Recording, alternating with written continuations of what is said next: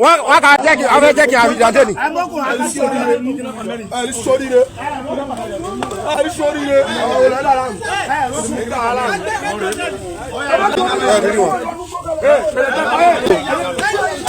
ẹni tó gbé èké èwo.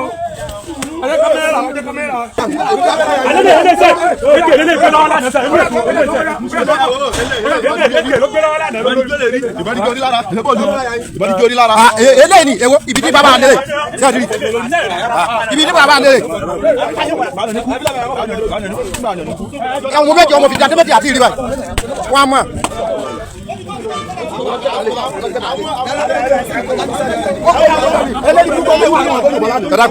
ibi tí ọ̀tá bá lé ibi tí ọ̀tá bá lé ọ̀tá jí o.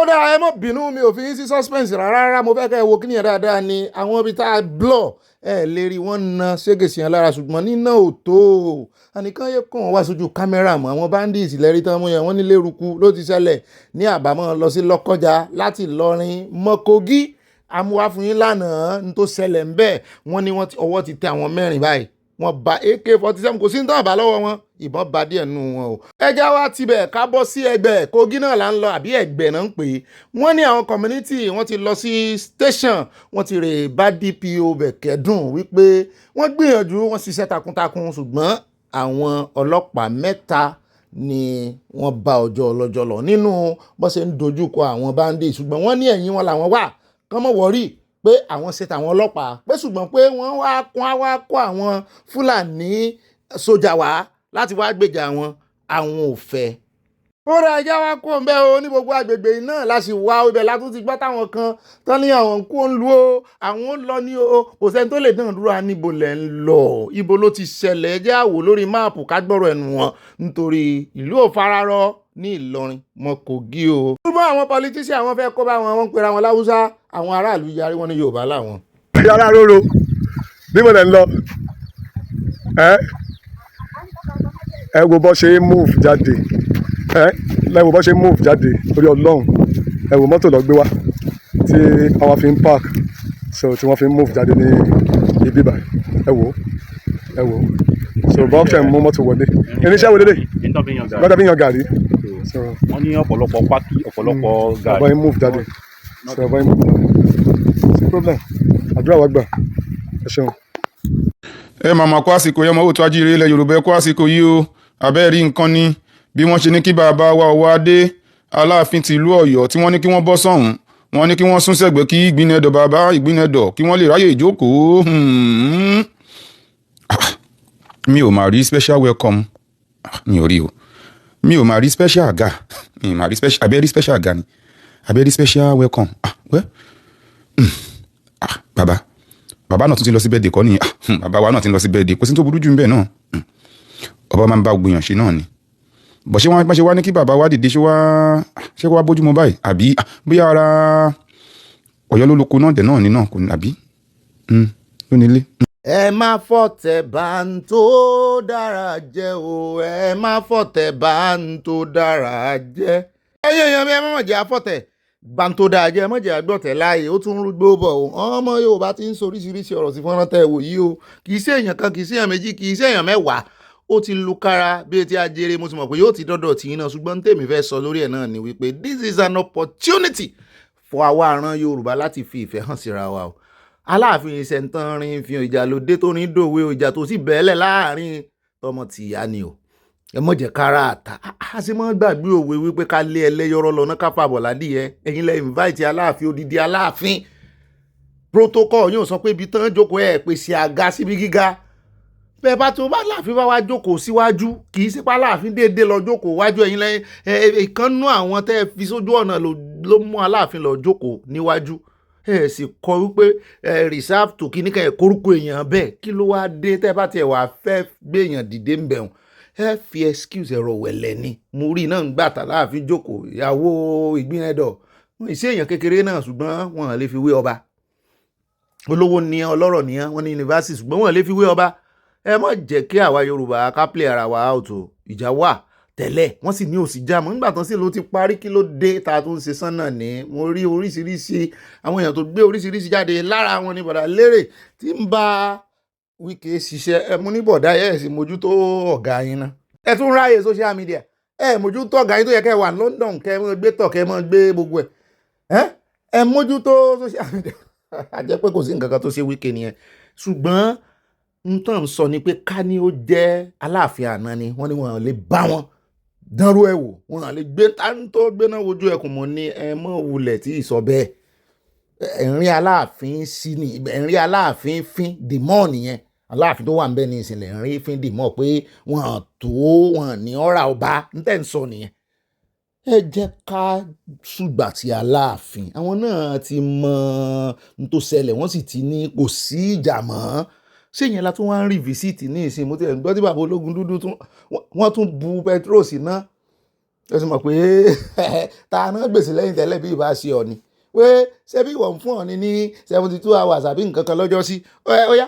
ó yẹ kó o fún ẹni náà ní irọ́ ẹmọ́jì àṣebẹ̀ ẹjọ́ gbogbo ran Yorùbá ẹ jẹ́ ká ṣùgbà tí Aláàfin ń tán ṣe f'Aláàfin yóò dáa kò dáa tó irọ́ orí last statement lèmi ń dúró ẹ̀ lílé ó ní kò sí jà mọ́ mi ò sì gbọ́ lẹ́nu Ọ̀ọ̀ni páwọn náà ń bá Aláàfin jà mọ́ ẹ jọ̀ọ́ ẹ jẹ́ amẹnupọ̀ ń bẹ̀ àwọn èèyàn ti bẹ̀rẹ̀ analysis lórí fídíò yìí gbogbo analysis tá a bá ṣe ẹ jẹ́ akin ti wà lẹ́yìn ká fìfẹ́ hàn sí wọn gbogbo ẹni tí bá ń bọ̀ bínú kọ́ àgbà Aláàfin ò kóra kò kó wọn kó amọ́ra gbogbo alámọ̀ a lè fi gbogbo ẹnu sọ wọn kó wa mọ́ra rárá ẹ jẹ́ ká wà kó wọn mọ́ra ìfẹ́ làkọjá òfin kì í sọ̀rọ̀ ẹnu tí ń bá ń dárúkọ ọ̀fẹ́ yín tèmi mọ̀ mí ẹ jẹ́ ká tiẹ̀ fìfẹ́ hàn sí wọn ká tún wọn tán ṣe ìfẹ́ náà la fi hàn sí wọn láti kán tiẹ̀ tó dórí òye láti ń fìfẹ́ hàn sí wọn ẹ jẹ́ á tún fìfẹ́ mi hàn sí wọn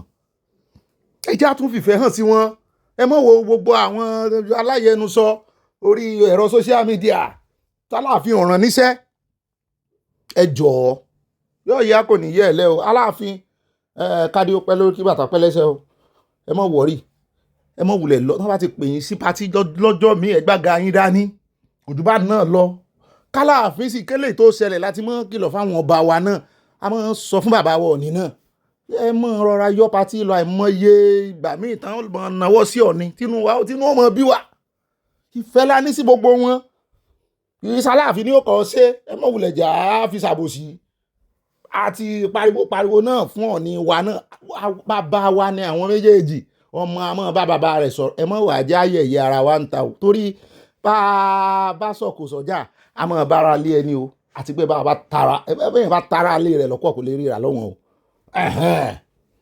mọ̀jà pẹ́jù bẹ́ẹ̀ jẹ́ àwa sọdá sí Òwòrò ọba Òwòrò tí wọ́n pariwo lé lórí tán fẹ̀sùn kàn wípé àwọn náà ń wọlé ọba Òwòrò mọ̀ràn yẹn àwọn tó ń da ọtí falálẹ̀ ní o àbomi náà ń dà lẹ́yìn ni ọba lẹ̀ ń wò yìí ẹni ẹ̀rà dé wọ́n fìlànà dé wọ́n àdàdé fìlànà dé wọ́n ṣe exercise débí ni wọ́n sì ń gbàdúrà fáwọn alálẹ̀ mọ̀ ní Ọlọ́run ó jẹ́ kí àwọn alálẹ̀ gbàdúrà yín ó torí ẹmbàsí rere làlálẹ̀ mọ̀ dá lóhùn ò bẹ́ẹ̀ náà la tún gbọ́ tí ìjọba ìpínlẹ̀ Èkó ní àwọn làwọn wá ń di ilé tán ń wó lówóró ẹ mọ̀ mú tọ́ba ro wípé àwọn sì ti pinnu agbóhùn fídíò kan wá fún yín lánàá tán tú gbogbo àṣírí yẹn àwa àmọ́ bóyá àwọn ni bóyá kì í sá wọn ṣùgbọ́n àwa máa ń mú apá méjèèjì wá ìfìsí bì kan rárá àmọ́ wà ìfún ni àmọ́ má apá méjèèjì wá kẹ́ ẹ lè gbọ́tọ̀ tún tòsí mọ́ bàbí kan jẹ́ wọ́n ní àwọn fẹ́ ṣe jẹ́tì sí Òwòrò mo ní jẹ́tì lẹ́fẹ́ ṣe tẹ́ ẹ wọlé lọ tó pọ̀ tó yìí àmọ́ retí sùn tó bá jẹ́ pé torí jẹ́tì lẹ́sẹ̀ wo ilé yìí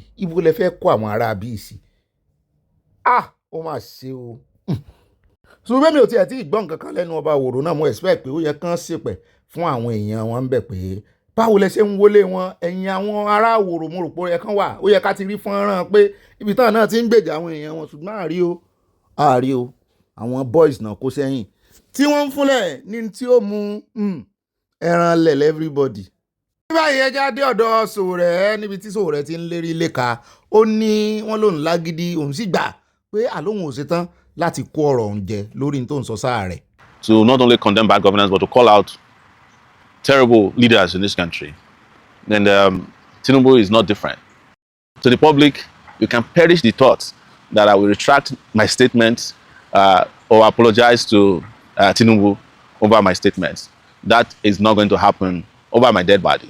ó náà lẹ́sìn gbọ́ yẹn ó ní ẹ mọ́ bẹ́ẹ̀ mọ́ ẹ mọ́ sì pẹ́ fóun ẹ mọ́ pàrọwà fóun ó ní fòun lẹ̀ bọ́lá òun sì ràn òun wá lòun ó sì ṣe ẹjẹ́ wá ti bẹ̀dẹ̀ ṣọ́ọ̀ṣì ẹ rántí àwọn ọkùnrin àwọn ọmọdé méjì tí alàgbà yìí tó ràn wọ́n lọ́wọ́ lọ sí orílẹ̀-èdè Malta wọ́n ti wá padà báyìí o wọ́n ti wá ń confess wọ́n ń fẹnu gbolẹ̀ di same ẹnu tí ìgbín wọn fi bórìṣà lọ́jọ́ sí wọ́n ti wá fi ẹnu náà gbolẹ̀ báyìí níwájú òrìṣà o níwájú pásítọ̀ yìí. wọ́n léèyàn kan ní Amẹ́ríkà tó súnmọ́ bàbá yìí ló promise àwọn wípé wọ́n gbà wọ́n ra Amẹ́ríkà pé kàn lè ìfẹ́nu bà ti bàbá yìí jẹ́ pé torí ẹ̀ náà ṣe ṣe ṣùgbọ́n síbẹ̀ náà pẹ̀lú atótónu tán ṣe àgbọ̀ ní ìsìn ọmọ Nàìjíríà àwọn ọ̀gbọ̀n gbọ́ pọ̀lọpọ̀ ọ̀gbọ̀n gbọ́ wọn ní arìnjì ni bàbá yìí ṣe ó fẹ́ fi tún orúkọ rẹ̀ ṣe mu ní bàbá tó kówó lẹ̀ tó ràn wọ́n lọ́wọ́ ẹ ṣe rí báyìí ẹ nígbàgbọ́ ní Nàìjíríà mọ́ o. He will take them to America. A man that has seen if Daniel Ocho, whatever they call him, the nurse assistant in America, if he can bring one person he has helped, say, this is somebody I took abroad, I took to America, he's in America, I took to America, even I took to Ghana, or even Cotonou, then I will do something. I will do something really big. If this is a man that has never helped any member of his family, you will first help yourself before you can help somebody. Because how he started, he asked me to support his NGO. I said, I'm already doing free school, free. Why will I give you money? Because of that, he launched attack. Because I refused to give him money. Why will I give you? You have NGO. OPM is running the biggest NGO in the world. Free 37 free school, free hospital. And you are just there, a content creator. You want me to give you money? Are you normal? You're mental. irọ́ pásítọ̀ àìsè pé nbí gbogbo ohun tí àwọn ọmọ Nàìjíríà kan tí wọ́n so pọ̀ mọ́ rèé o tán sọ wípé àwọn believe pé pásítọ̀ tí ò ní sùúrù tí ń sọ wípé séèyàn kan ya wèrè lórí pulpit bẹ́ẹ̀ náà ni wọ́n ní àwọn ògbà ọ̀rọ̀ rẹ̀ gbọ́ níbi tó ti sọ wípé the biggest NGO in the world òun ló ní ṣọ́ọ̀ṣì àwọn lónìí wọ́n ń gbìyànjú tiwọn lóòótọ́ ṣùgbọ́n ibo ní kàn fi ti Big Gate sí NGO Big Gate àwọn èèyàn lẹ́NGO àwọn èèyàn ńlá ìwà wọ NGO ń bí wàá ní you are the biggest in the world. I've never insulted or attacked any obedient before. As far as I'm concerned, they are very irrelevant people. But it is Peter. He is the person who has put himself up for election. So if he feels that he's equal to the task, please, he should sue me. He should take the challenge. I've challenged him. Let him come and sue me. ọ̀rọ̀ lẹ́sìn bọ́ lẹ́nu Dèjì Adéyanjú yìí ó ẹ̀wọ̀n àti Sowore wọ́n jọ ń kọ̀wọ́ rìn lọ bí tán bá ń lọ níbí. bí ìgbín bá fà ìkárà wọn àtẹ̀lé ni bí Sowore ṣe láìka ọmọ Ìgbò tó kò láìkí wọn dé ọ̀dọ̀ Peter Obi so bẹ́ẹ̀ náà ni Ọ̀gbẹ́ni Dèjì Adéyanjú òun náà kò fìfẹ́ hàn sí Peter Obi ó lóun sì dúró lórí ọ̀rọ̀ òun wípé gbogbo tó bá mọ̀ kó gbé ń lọ ilé ẹjọ́ ni kó nìṣó ń bẹ̀ òun wà lẹ́yìn rẹ̀ òun náà ó dìfẹ́ǹdì ara òun pé ó ń sì dúró lórí ọ̀rọ̀ òun o. lórí aníbàyẹ̀ jẹ́ wá tara ṣàṣàkà dé Bayelsa State ìpínlẹ̀ Bayelsa níbi tá a ti gbọ́ pé arábìnrin tó léwájú yìí ó jalè ni o wọ́n bá ń kọrin lé lórí wọ́n dárin fún un.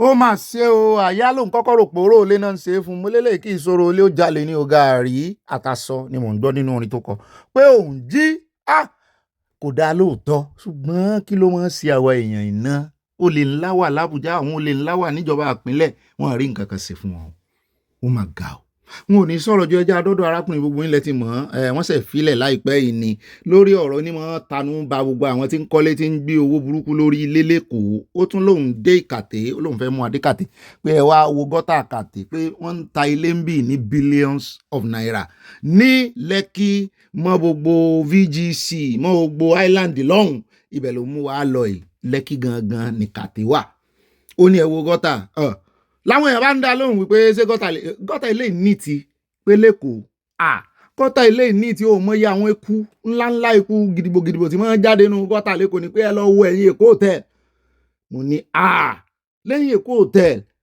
ní gọ́tà burúkú àwọn ló pọ̀ ń bẹ̀ mo wá ní ẹ̀wà ọ̀ ẹ̀jẹ̀ á sọ̀rọ̀ ìdáadáa bẹ́ẹ̀ bá wo fọ́nrán ìdáadáa kì í ṣe ẹ̀bi àwọn ìjọba nìkan o kì í ṣe ẹ̀bi àwọn ìjọba nìkan o àwọn èèyàn náà ní lọ́wọ́ díẹ̀ ró nínú fídíò náà mo ti rí èèyàn kan tó bọ́ sẹ́gbẹ́ kan tí ń tọ̀ ibẹ̀ náà láti ráwọn èèyàn tí ń ta oúnjẹ tí ń ta àgbàdo òòjọ́ arákùnrin yẹn ń tọ̀ ni ó lẹ̀ mára ògiri kékeré yẹn sì sú àwọn ti gé kúrò ìbẹ́ òní lágbàdo nínú gọ́tà báyìí àwọn èèyàn sì ń rà wọ́n sì ń kọjá ń bẹ̀ wọ́n ń lọ wọ́n ń bọ̀ ṣé citizen náà tí ìbá ṣe tọmọ ìbáyìí ọmọ Ìgbò ní lóòótọ́ ṣùgbọ́n kò ní nǹkan kan sí àkíyèsí gidi ló pè ṣé àwọn citizen yòókù tó wà ń bẹ̀ wọ́n lè sọ̀rọ̀ ni àti pé ṣé ìjọba náà lóòótọ́ sàn rí pé bẹ́ẹ̀ ti bàjẹ́ ni maintenance culture ń gbà míì mi ò lè ra lé sírú bẹ́ẹ̀ ń o nílé millions of millions kó tiẹ̀ mọ́ wọ billion kí bẹ́ẹ̀ wá rí bẹ́ẹ̀ láìláì bóyá nígbà tí mo sì wà Nàìjíríà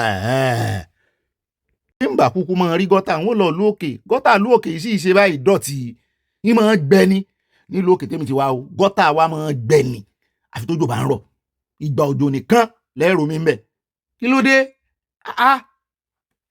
àyá níṣẹ́ mi ò lè gba ìpínlẹ̀ Èkó níyànjú ni àtàwọn ìjọba wọn ní ẹdí àgbà yín níyànjú bọ́n ṣe ń ṣe gọ́tà ń bì níbo jẹ́ pé bọ́ọ̀bà kọ́lé ń bì gan wọ́n máa ń rí ilé mọ́lẹ̀ in fact foundation gan inú ilẹ̀ jíjìn ni torí gbogbo ilé ni máa ń ní underground so ó máa ń jẹ́ kí gọ́tà gan jìn ẹ máa gbẹ́ gọ́tà drainage system yín lẹ́kọ̀ọ́ ẹ mọ̀ wípé bí flooding kékeré kan bá ṣẹlẹ̀ báyìí ẹ mọ̀ pé flash flooding kò sí ìrẹ́ arómi sálẹ̀ gbẹlẹ̀gbẹ́ ni àwòkè wọn tún lè ṣe gọ́tà jìn wọ́n kan omi wàhálà dé aya ìwọ ló ní gbọ̀n ní ojú o. No call anybody. Hello. Who? Where be the office? Good afternoon. I dey find the office wey collect money for your hand. Go show me now. ẹ wo ní Ẹdó níbi ní ilé ìṣiṣẹ́ ṣẹlẹ̀ á fojú ọmọ àjàfẹ́tọ̀ yẹn hàn ní ìsìn arábìnrin ẹ mọ̀ dáadáa àbẹ́ bá rí Yẹ̀sùfù tẹ́ ti rí Natasha wọ́n wà lẹ́yìn Natasha gan-an ni arákùnrin kan náà ni wọ́n mú nínú márúwá náà bá chẹ́ẹ̀kì àpò rẹ̀ wọ́n ní sọmọ yahoo yahoo ni àwọn ọlọ́pàá náà ní Ẹdó wọ́n ní wọ́n chẹ́ẹ̀kì fóònù rẹ̀ wọ́n bá nǹkan kan wọ́n chẹ́ẹ̀kì àpò tó gbé dání wọ́n bá nǹkan kan gbogbo ara rẹ̀ náà chẹ́ẹ̀kì wọ́n fẹ́ẹ́ tú sí òun bá nǹkan kan wọ́n bá mú lọ ọ́fíìsì tagídí tipá ti kú wọ́n san 300k ní arábìnrin bá gbọ́n tẹ̀lé pé ó yá ń bẹ̀ á so yín ẹjẹ́ á gbọ́ díẹ̀ ń bẹ̀ bọ́ ṣe dé àgọ́ ọlọ́pàá káwa jẹ̀yìn lábọ̀. Nobody call me. I don't care. When they give you the money back now, then. I dey find the people wey collect money for your hand. 300,000. Assist back.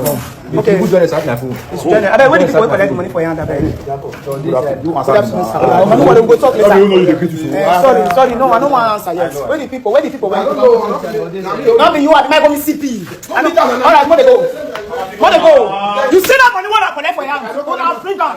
You not collect, but you search his phone. Instead you join the people when search his phone. It's done. Say the area commander that you will hear from me. All of you are you been taking money from people.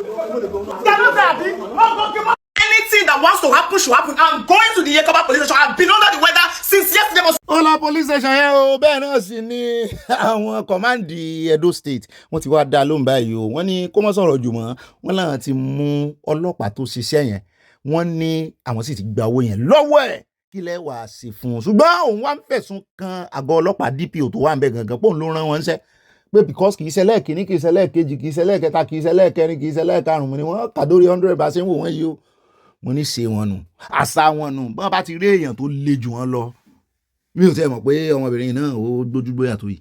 I go down to them nothing happens and we mobilize the user who will go there again. The boy has to pay 300,000 because he don't get 1 million, he don't get 500, he don't get power for detention. He has to pay 300,000. What the hell? This is wrong. There's no way to talk about it. Even if it's the first time. Is that your job? Are you supposed to check his phone? Chair police said they say they know they search phone again. Now you have searched his phone, it's not the first time. It's not to be anybody. If they beg you, they say I'm going to pay 2 million. Wait. Make it now my younger brother like this because this one can be anybody. It can be anybody. Táwọn ọmọ Ẹdó bá ti yarí tán ẹ wọ́n gbọ́ pidgin lòdì. Anything that wants to happen should happen. I'm going to the Yekoba police station. I've been under the weather since yesterday, but somebody will not have peace. One police case brutality or another. Can you tell me you see a boy in a public transport, you take him to your office, you search him, there's nothing in his phone. You search his bag, there's nothing in his bag. You see nothing with him, and you tell him to bring $1 million. Go to kill now. $1 million for what? For being a young man. You see nothing with him. He's not a cultist. He's not a yahoo. He's selling you a means of furniture, and you tax him 500,000 if he doesn't have 1 million. Don't go. I made them go to the Yekoba like this. I'm going. See, thank them. Let them be waiting for me. I am going there. Ọ̀nà ilé ni ó wà gbé wáyà ní ọ̀dọ̀ àwọn yahoo yahoo proper àwọn tí a ká fídíò yìí mọ́ ibi tá a ká wọn náà rèé o wọ́n gbégbá wọ́n gbé fídíò lé bẹ́ẹ̀ náà ń bu nǹkan kan sórí fídíò náà ń dà sí wọn lẹ́nu wọn ní àmọ̀ ṣe nǹkan o lórí pé ẹ fẹ́ yahoo yahoo náà Ah!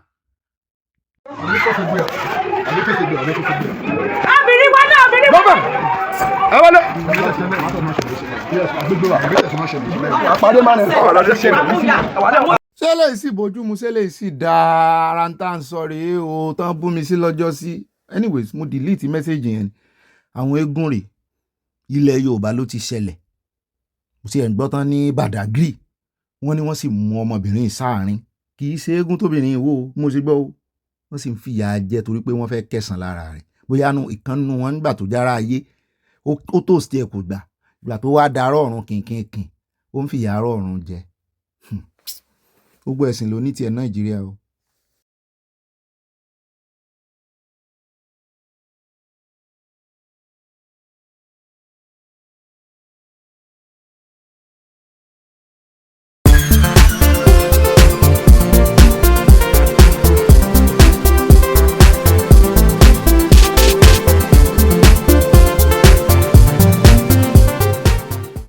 Èdùmàrè sọ̀rọ̀ mi dayọ̀ mo wá ṣọpẹ́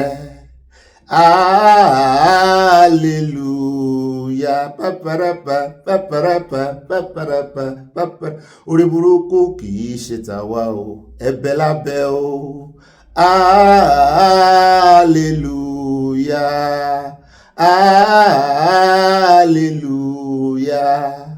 Èdùmàrè sọ̀rọ̀ mi dayọ̀ mo ṣọpẹ́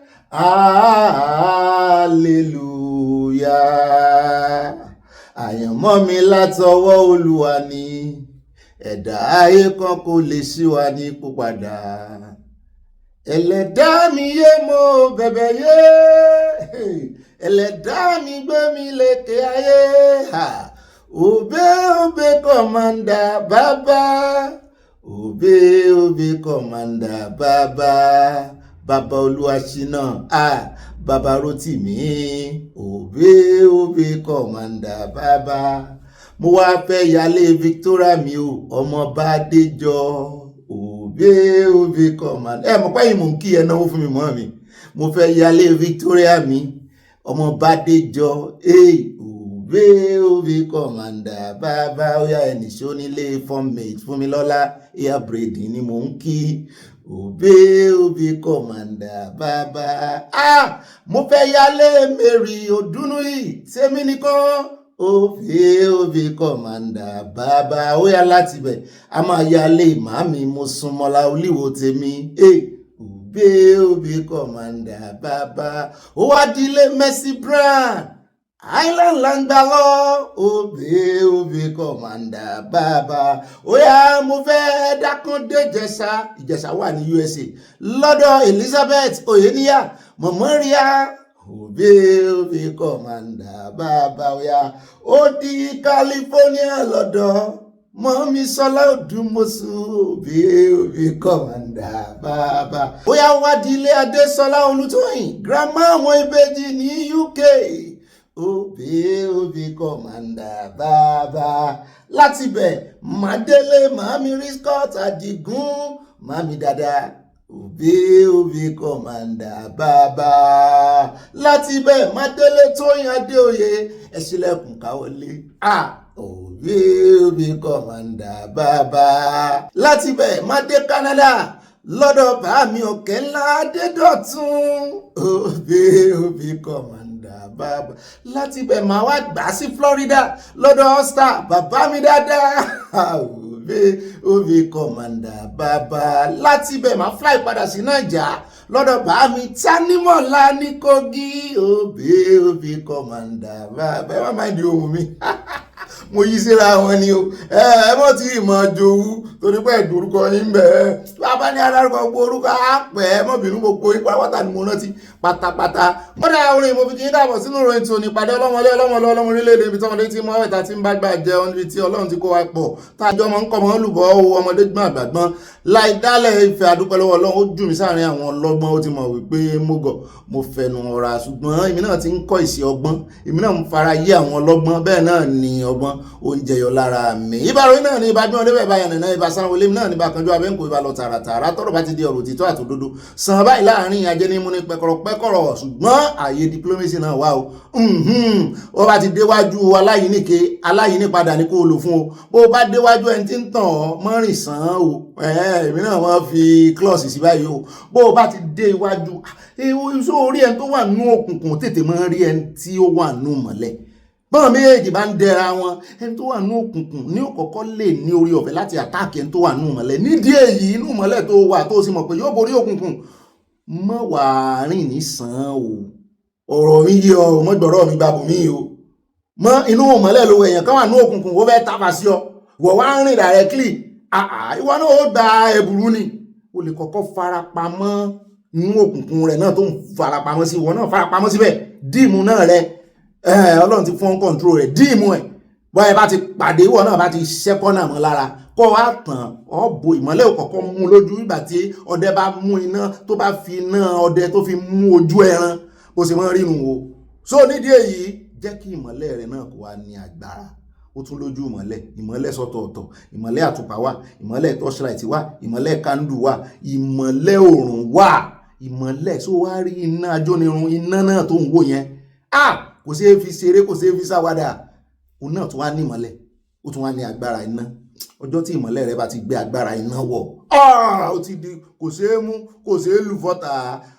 Ó ní mo fi kí yín káàbọ̀ bẹ́ẹ̀ náà ṣé mo ti kíra mi délẹ̀ ibà kéde fún Yorùbá ní sàkáfàtà ẹ bá ń filé báhùn ṣùgbọ́n ẹjẹ́ ìrántí sọ ilé yìí ibà confam ẹ̀kọ́ tó sẹ́ndẹ̀ mọ́ bọ́n gbèrò ìfó gànà torí pé òun wá followers o wọ́n ti kọ́lé yìí o àwọn òfèrò ń bí o èèyàn la ní ìdí tá a mọ̀ fi ọgbọ́n yí ọgbọ́n tá a mọ̀ fi òye àti ìmọ̀ lú ìmọ̀ torí Bíbélì mi sọ ó ní my people perish for lack of knowledge. Knowledge ló ṣe kókó jù tí ò ní yóò perish ní perish lágbára Ọlọ́run. Bẹ́ẹ̀ náà ni ẹ bá rántí fẹ́lẹ́ ìsí ẹ lè pè mí ní ibà lẹ̀jẹ́ lè bá rìpọ̀tẹ́lì. Ọlọ́run ò gbé ìkànnì kalẹ̀ pé ká fi tàbùkù èèyàn kankan àbí ká fi mọ́ béèbú àbí ká fi mọ́ ṣépè àbí ká fi mọ́ gégùn rárá.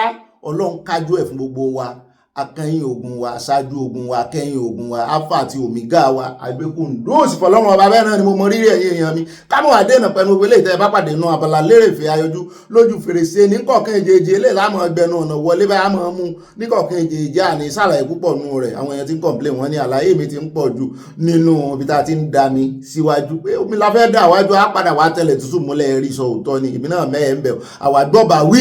Ó dá alákọ̀ọ́kọ́ nu àkórí ìròyìn ká mọ̀ tún fàágùn torí ìmọ̀ gùn mi ni ẹ jẹ́ á lọ tààràtààrà sí orí ọ̀rọ̀ tí ó ń jà rìnrìn tá a mẹ́nu bà lórí ọ̀rọ̀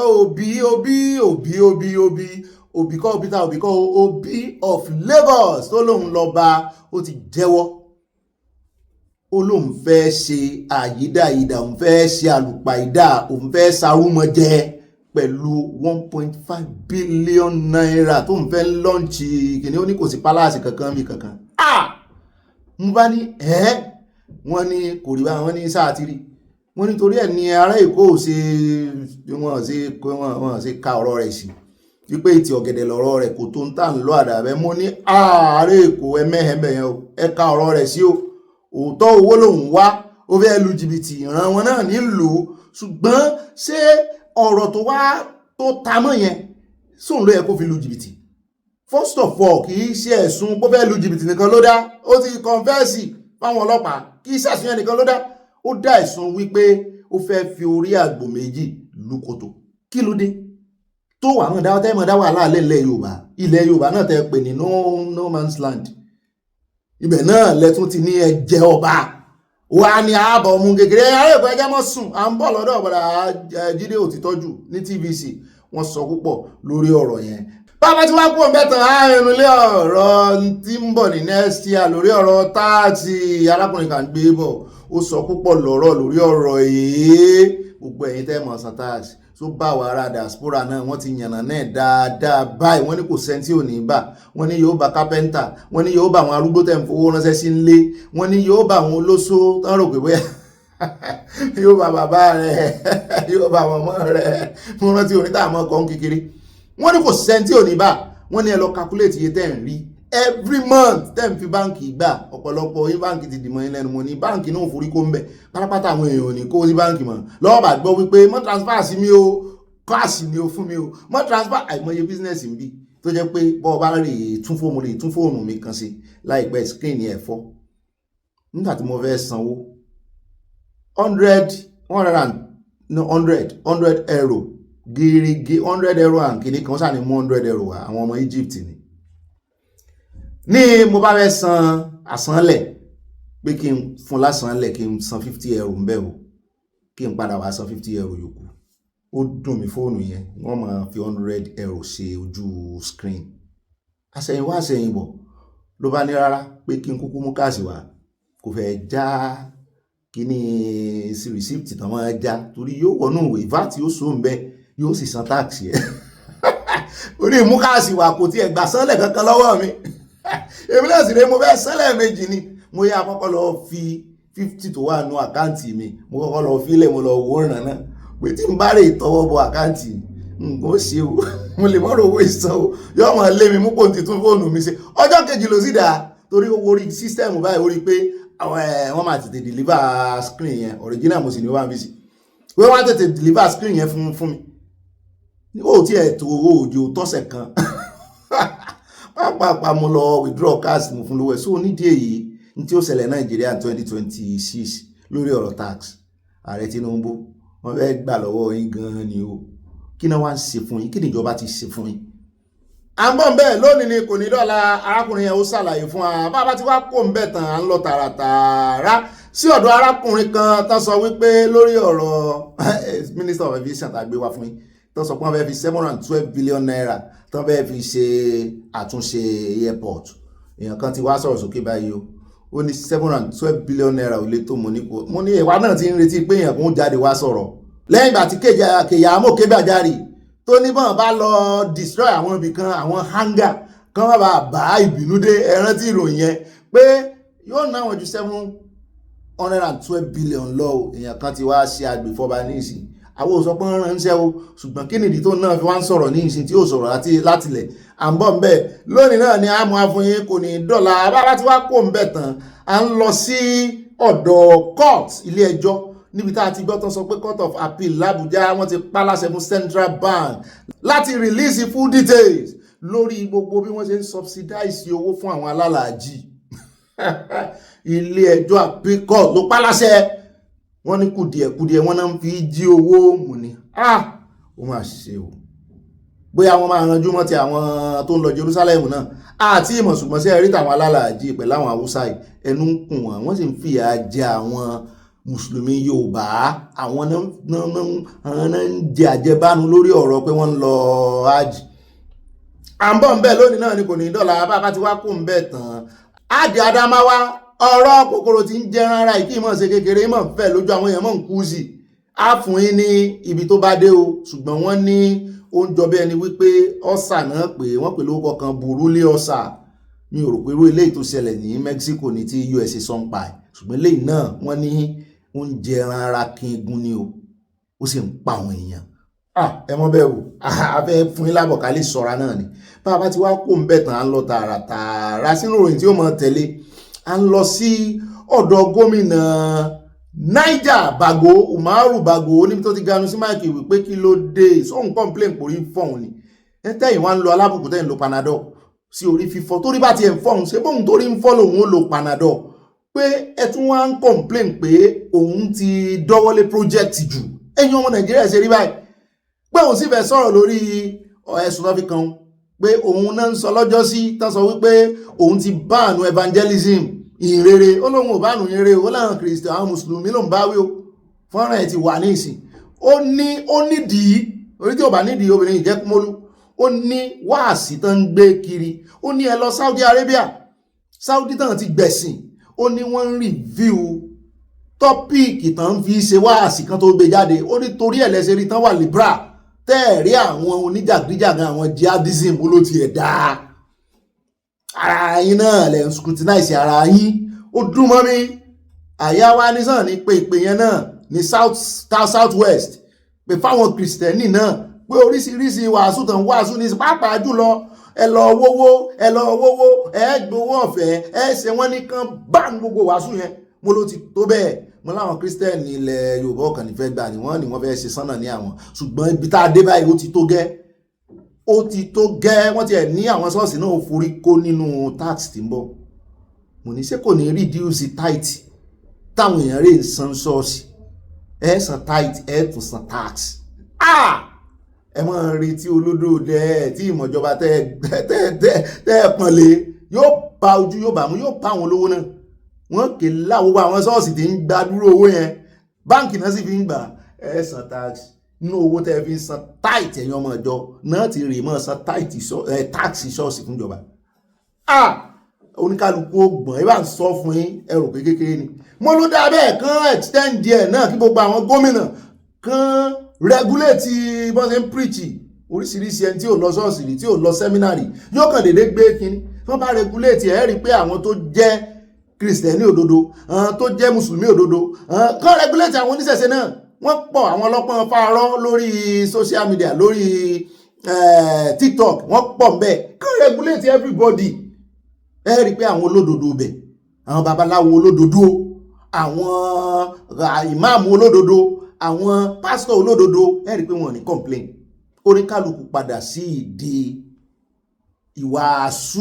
ìwàásù tá a bá lọ́wọ́ àwọn bàbá wa tí iṣẹ́ ìyanu fi ń ṣẹlẹ̀ kò sí iṣẹ́ ìyanu mọ́ wọ́n ń fẹnu mọ́rò yín iṣẹ́ ìyanu fún wa ni irọ́ parọ́ fúnrọ́ wọ́n wá mọ̀ àti ẹ̀ kò yàtọ̀ sí comedy skit à ń bọ̀ ń bẹ́ẹ̀ ẹjá sọ tọrọ fúnra wa àsọ àkógbé èèyàn pọ̀ ṣùgbọ́n ìgbésẹ̀ tí bágbò gbé yìí ó dùn mọ́ mi nú pé kán mọ̀ review wáàsí kán tó gbé jáde ló ń kó bá wọn táwọn ọmọ òdì ẹ̀kọ́ òdì ẹ lọ wo ń tájọ́ olúwo ń sọ irú àwọn yẹn kán ti extend ẹ̀ délẹ̀ Yorùbá à ń bọ̀ ń bẹ́ẹ̀ á sọ pọ̀ lọ́rọ̀ á fẹ́ lójú lónìí náà ni kò ní dọ́là o bá a bá ti wá kó ń bẹ̀ tán a wà mẹ́nu lé ọ̀rọ̀ tí a wà dé Rivers ànála jẹ́yìn lábọ̀tá ní Rivers náà ti ṣe tán ó ti sọ̀rọ̀ sókè ó ní òun ti jíṣẹ́ tán rán òun o làwọn èèyàn bá fà lásọ padà wọ́n ló tí ì lè lọ wọ́n nítorí wípé Yorùbá náà ló lọ tán bọ̀ pé bàbá rán mọ́ ń ṣe ẹrú ọmọ fi tọmọ jẹ pé iṣẹ́ tán rán ò fi tọmọ jẹ pé ó jẹ́ ń jẹ ẹrú ni pé òótọ́ olódòdẹ ló rán ń ṣẹ́ pé rè béèrè pé bọ́lọ̀ ń bá rán èèyàn ṣẹ́ gan èèyàn máa ń jẹ́ àbọ̀ pé ọ́ jẹ́ àbọ̀ o àbúrò ẹ̀ o àwọn wo wá ní àwọn ẹgbẹ́ òṣèlú opposition Labour àti PDP mo ní sàn tún ní Fubara ló wà nídìí ẹ̀ wọ́n ní rárá sí Fubara nìkan lọ́mọ ẹgbẹ́ PDP wọ́n ní PDP tí ní kán probe ẹ̀ gbóṣẹ́ tó wá ṣe wọ́n ló ba nǹkan jẹ́ wọ́n fẹ̀sùn kàn án ẹ̀sùn ńlá sí ni ó ní í ṣe pẹ̀lú owó mo ló ti ẹ̀dá bẹ́ẹ̀ mo ní ṣùgbọ́n yóò fi kọ́ olódòdẹ lọ́rùn wọn ní láíláí wọ́n lòun ní òfin òmù wọ́n ní kò mọ nǹkan kan ọ̀tọ̀ ní olódòdẹ sì ní immunity òun ò ní ó dáa káwọn wò wọ́n ní wọ́n bá fa wàhálà bẹ́ẹ̀ náà ibi tá a ti ń sọ nìkan nú àwọn lọ́ọ̀yà agbẹjọ́rò ògbóǹtarìgì ni wọ́n mọ̀ dáadáa nípínlẹ̀ Rivers wọ́n sì sọ wípé ó tún ń jà fẹ́tọ̀ ọmọnìyàn ó máa ń ka gbogbo ẹ̀sùn rẹ̀ fún ó ganu sí Mike à ń bọ̀ ń bẹ́ẹ̀ á tó gbogbo ẹ̀lẹ́jọ́ lónìí á fi ṣàbòsí. bàbá tí wàá pọ̀ mẹ́ta á dé ọ̀dọ̀ àjọ NAFDAC níbi tá a ti gbọ́ wọn ní àjọ NAFDAC ti gbẹ́sẹ̀ lé ayédèrú oògùn ibà tó wọ̀ ti 1.2 billion naira tí wọ́n fi èrò kó wọlé sílùú Èkó ẹ wá gbogbo ẹ̀yin òbí ìròyìn ẹ mọ́ fi ojú kékeré ẹ mọ́ fojú tẹ́ńbẹ́lú rẹ o ẹ sì mọ̀ wípé oníbàṣẹ mọ́ lóògùn balẹ̀kọ̀ ní Nàìjíríà gan gbà kan ayé ìgbà táwa wà ń kékeré chloroquine náà fi bẹ̀rẹ̀ fún wa táwọn mọ̀ ń yún ọ bí ò ní ilé ìfomi wẹ̀ ò ní ilé ìfomi sára tó bá ń rí àti lára rẹ̀ a mọ̀ lo piritin àbí nǹkan kan sí ngbò ya náà kó ńlẹ̀ ngbò ya wọn kó oríṣiríṣi dé ẹ mọ̀ rí tán mọ̀ ya ìfọn sára rẹ̀ kìnnìkan kìnnìkan alomaxicum ìdánwò nígbà tá a sì wà ń kí ní mi ò rò pé wọ́n àwọn yẹn wà mọ́ ṣùgbọ́n gbélé tán wá kó dé ní ìsìn oríṣiríṣi ẹ wò ó kíndìnrín ṣe kókó liver náà ṣe kókó ẹ mọ̀ wo oògùn bẹ́ẹ̀ bá tiẹ̀ wo mo tẹ̀ ń fi sẹ́nu àti pariwo títí ẹ mọ̀ wá ara oògùn òchípù tẹ̀ ń rà kiri ń tẹ̀ ń kó jẹ abáná ti ń pò pọ̀ odidi oògùn malaria 1.2 billion naira àmọ́ bẹ́ẹ̀ àmọ́ àfòyín lónìí náà ni kò ní dọ́là ní rírí bá lọ nínú gbogbo abala àkórí ìròyìn ibi tá a ti mọ́ dami tútù wájú tàǹtalẹ̀ tútù ibi tá a ti mọ́ ọmọ onílẹ̀ ń talẹ̀ ibi tá a ti mọ́ dami tútù wájú tàǹtẹ̀ ilẹ̀ tútù àtalẹ̀ ń bí o láì sọ bá òwòrò tàn fẹ̀sùn kan ẹ sá ti bá pàdé inú abala kínní ó dá ẹjẹ́ àyà píkítọ̀ wa káwọnú abala sáná wọlé abala news flash tàbí flash news abala àfipáka abala paul ẹsẹ̀ cheese ẹwẹ́yẹ ẹsẹ̀ musin ẹsẹ̀ ọlọ́sàsínú ẹsẹ̀ àbòsí àṣàbòsí wọn dọ́ba ọlọ́mọ ẹ̀mí mo sọ fẹ́ fún yín ó dá ẹsẹ̀ wẹ́dẹ́ àti wẹ́dẹ́ alẹ́ àti wẹ́dẹ́ ní wẹ́dẹ́ àfi pàkà ó dá alákọ̀ọ́kọ́ ní abala sáná wọlé lónìí ẹjẹ́ adé UK ẹ̀yin nọ́ọ̀sì ẹ̀yin dọ́kítọ̀ ẹ̀bọ bí òun nìkan nù yín ní UK base wọ́n ló ń sọ operation lọ́wọ́ nínú yàrá kan òun àti nọ́ọ̀sì tọ́jọ́ ń ṣe lẹ́yìn ìgbà tán ti fún arákùnrin tán ń ṣe operation lè lórí tán ti fún ní tán ń pè ní anesthetic wọ́n ní òun àti nọ́ọ̀sì sì wọra wọn lọ sí inú other room tán ń pè ní Tamaside Hospital ní Greater Manchester yìí tẹ̀wá Manchester ibẹ̀ ìwọ ní jẹ́bẹ̀ wọ́n ní another room at Tameside wọ́n fi Yorùbá pè ní Tameside Hospital ní Greater Manchester wọ́n ní wọ́n sì wọra wọn bẹ̀ wọ́n sì lọ kùlà lára wọn wọ́n sì fi aláìsàn mo ní ṣé ẹ rí ọ̀rọ̀ àwọn tí ẹ̀ tí máa ń ṣe night yẹn mi ò ní gbogbo àwọn nọ́ọ̀sì o ṣùgbọ́n ṣé ẹ rí téèyàn ò bá ní ìkóra ẹni níjànú pẹ̀lú iṣẹ́ dókítà àti nọ́ọ̀sì tí ò ní lọ lé ìmíì ti níyàwó lé mo ti rí ẹni tó jẹ́ dókítà tíyàwó ẹ̀ jẹ́ nọ́ọ̀sì àwọn méjèèjì ó sì dágbére fúnra wọn wọ́n jọ ń ṣe night Nàìjíríà ni ìrìn àjò wọn ti ń dàrú bọ̀ Nàìjíríà ló ti bó o ló sì fẹ́ ẹ̀ ń tẹ́ ẹjọ́ ń ṣe night ẹbí yàwó bá ṣe náìtì ọkọ ó ṣe ètò ń ṣe náìtì ńlé oṣù kan ẹ lè mú náìtì wọ́n sì ń sanwó náìtì ju ojú ọjọ́ lọ bó ni ò ṣe ní ẹ sì mọ̀ pé aṣọ nọ́ọ̀sì ó dàbí aṣọ àwa aláṣọ funfun ni gbogbo obìnrin ni máa ń fà inú ẹ gbogbo obìnrin máa ń fà inú aláṣọ funfun ẹni tí ò nídìí tó bá wọ aṣọ lé aṣọ ara bó bá wọ aṣọ funfun ẹ rí àwọn kan sì wà transparent náà tún lọ wọ àwọn wọ̀kúwọ̀ so obìnrin tí ò bá ní àmójúkúrò Ọlọ́run mọ̀ fi kí anes ó fi kọ́ mi lẹ́kọ̀ọ́ gan o nítorí ibẹ̀ láti kọ́ ní tí wọ́n ń pè ní ìkóra ẹni níjànú ò lè rí ọmọ kó mọ́ fáìn ẹ̀ tún wá lọ ṣẹlẹ̀ tán ti kó owó ẹ̀ sí tí ẹ̀yin mọ́ mi mo kí yín o àrà náà la fi ń dá ṣùgbọ́n mẹ́rin ò bá ní ìkóra ẹni níjànú yóò ṣe mistake o torí aṣọ funfun aṣọ àlà bọ́lọ́run ṣe fi kẹwa tó bó ṣe fi mímọ́ tó fi sì kẹwa tó aṣọ yẹn máa ń jẹ́ kóbìnrin fine tẹ́gàn ni ẹ wá àwọn onírànkúràn náà tán ràn gbogbo ẹ̀ bọ́ bí ìgbà tán lọ pátí ẹ ti gbàgbé pé inú aṣọ kìíní náà wà eléyìí ló wá dífá fún aṣọ funfun tá à ń sọ iná ẹja dé ọ̀dọ̀ Ọọ̀ni of Ifẹ̀ ìgbà tí mo rí wọn láàrin àwọn kérúbù and séra láàrin àwa kérúbù and séráfù kí ni yóò kẹ́yìn ààyè kérúbù pẹ̀lú séráfù ẹ mọ̀ bá ń ṣe 100 years wa centenary lọ́wọ́ mọ́ mi mo róhun akú ọdún akú ìyèdún ogun ẹ̀yìn tẹ́ ẹja lásọ funfun bí mo kí wa ayé ò ní tapo sálà wa ní mo bá rí bàbá wa Ọọ̀ni of Ifẹ̀ náà ń bẹ̀ mọ́ ni n ò tiẹ̀ bẹ́ẹ̀ dán mọ́ adé orí tá a fi mọba irukẹrẹ tá a fi mọ ìjòyè adé orí ni mo fi dán mọ́ pé ẹni ìyàtọ̀ láàrin gbogbo wọn ṣùgbọ́n funfun làwọn náà wọ̀ ẹ̀sìn mọ̀ pé bàbá náà funfun nẹ́nẹ́ ni kíní wẹ́hun ó fún nẹ́nẹ́ ni bàbá máa ń wọ̀ náà bá darapọ̀ má wà kérú àṣírà fún ni bàbá ò rán nǹkan kan bàbá ò gbogbo ẹ̀sìn ni bàbá ń ṣe wọ́n ra àwọn onímùsùlùmí náà wọ́n bá wọn ṣe Ọọ̀ni of Ifẹ̀ kábíyèsí mo sí fìlà forí adé o ẹlẹ́rìí fìlà nínú ojú ara ìrọ̀ ìfilẹ̀ ó yé bàbá mi mo sí fún orí adé bàbá wa ganu sí máìkì wípé ààrẹ Tinubu ń ṣe bẹbẹ já fún wọn láàyè mo tún kọ́kọ́ ti fẹ́ bínú pé kí lọ́ọ̀ ní tó ń sọ ìṣùgbọ́n mo wá rántí wípé báà náà la ní ká mọ̀ lo diplomacy àmọ́ túmọ̀ tẹ̀ ń sọ ni ó yé wa dáadáa wọ́n ní ìṣèjọba ààrẹ Tinubu ìgbésẹ̀ tó ń gbé wọn ló ń yí positively pé ká ní sùúrù mọ́ láàánú ọmọ túmọ̀ ẹ̀ ẹ̀bẹ̀ làwa ń bẹ̀ yín ká tó tẹ fọ́nrán wọn sí kẹ́ tó gbọ́ kán jẹ́ kí ọ̀rọ̀ tá a jọ sọ lọ́jọ́ sí wọn níbi ojú bá yojú kóhùn mọ́yẹ̀ lórí ọ̀rọ̀ bàbá Sunday Igboho à ń retí àbọ̀ o ẹ jẹ́ kó yí di positive o àbá ń jiyàn pé tí ààrẹ ń ṣe ò yí di positive àwa náà ti mọ ọgbọ́n diplomacy tẹ́yìn bàbá wa ń lò àwa náà ó sì farabalẹ̀ fún yín òun náà ní kẹ́ wá bá wa lò kẹ́ sọ fún ààrẹ olódòdẹ kó yí positive o ó ti ń pẹ́ jù o lórí ọ̀rọ̀ bàbá Sunday Igboho ó ti ń pẹ́ jù àbí ṣé wọ́n gbọ́dọ̀ tọ́ gbogbo ilẹ̀ Yorùbá ni ẹgbẹ́ ìgbésẹ̀ mo sì mọ̀ pé tí ń gbé ọ ní mo mọ̀ pé tí ń gbé bàbá wa nù Olúwa ẹ jẹ́ agbọ́rọ̀ lẹ́nu wọn àtàwọn wòlíì míì tán sọ̀rọ̀ níbi centenary anniversary Kianes Church movement. We can see that things in Nigeria are becoming a reality now, and at the end of the day, but because of this program, suffering or challenges is getting over. We want to thank our leader, our president, for his step. I traveled to Israel. We should be very patient with our leaders.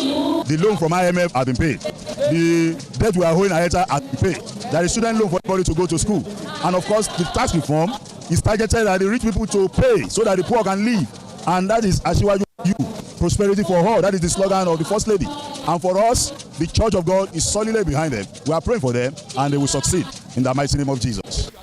Ó dá ẹ káàbọ̀ padà ẹjá wá lọ tààràtàrà ẹjá dé Ìbàdàn níbi tá a ti kófìrí òbí kékeré ń ké òbí Peter Obi ara rẹ̀ ti dá ó ti padà sẹ́nu iṣẹ́ ó ti ń grant interview ó sì ti ń rìnrìn àjò káàkiri mo bá tún wẹ̀ ẹ̀gbẹ́ mo bá rí bá débọ̀ mo tún wẹ̀ ẹ̀gbẹ́ mo tún ríbi kan táwọn àti bàbá Básanjọ́ ti ya kíní mo ní àyà òbí ti ya abẹ́lẹ̀ ó ti bẹ́ sẹ́rẹ́ nu o wọ́n ní ó ń ṣe consultation kiri ẹ̀sìn mọ̀ wípé INEC ti sọ wípé ń táwọn bá mú ní ìsìn tó bá ń ṣe campaign láì tí ìṣe pọ́n ti declare pé kán bẹ̀rẹ̀ campaign pé criminal offence ni mo ní ẹ̀mọ́ alẹ̀ mọ́ra ẹ̀.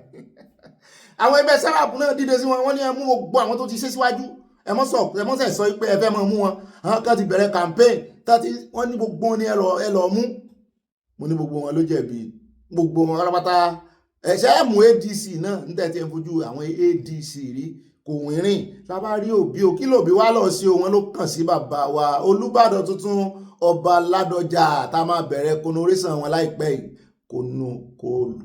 Colorado coronation náà ni tá a bẹ̀rẹ̀ rẹ̀ láìpẹ́ yìí tán fẹ́ fi wọ́n joyè gangan nìbàdàn lọ́yọ̀ state a bẹ̀rẹ̀ rẹ̀ wọ́n ní lóun òbí náà bá ní kó ń tẹkọ̀ létí sí yẹn kó ń kí wọn sílé mo ní kò yẹ lẹ́yìn politics náà bàbá bí ní ìsìn yóò lóun ò mọ̀ sọ nǹkan kan nípa politics ṣùgbọ́n bàbá wa náà gbà lálejò akànnì káfítóyìn létí ni kẹ́ ẹ mọ bó ṣe ń lọ torí ààbẹ̀ kó dájà lẹ̀ kó mọ̀ dípá àwọn ẹgbẹ́ APC ó ti mọ̀ rí pé ṣé ibi tí bàbá Ládọjà fi sínú owó yẹ kẹ́yìn náà ti rè kí bàbá Ládọjà àti ẹ̀gbọ́ kẹ́ẹ̀fọ́ òun ránṣẹ́ ẹ̀rẹ̀ ọba aládé wọn nu ẹmọ́ ìgbàgbé politics pẹ́jọ wà ní politics tẹ́lẹ̀ ni o bàbá ti di ọba aládé o wọ́n sì sọ pé bólúbàdàn bá wọ níkà ó ju ọba abòmíì tó wọ trọ́sà lọ ẹjẹ́ á wá lọ tààràtàrà ẹjẹ́ á kò mẹ́ ẹjẹ́ á dé Cross River níbi tí mo ti kófìrí ọjà kan tọ́nà ti ń ṣe trade by barter mo ní trade by barter láyé àwọn bàbá wa àwọn ìyá wa láyé àtijọ́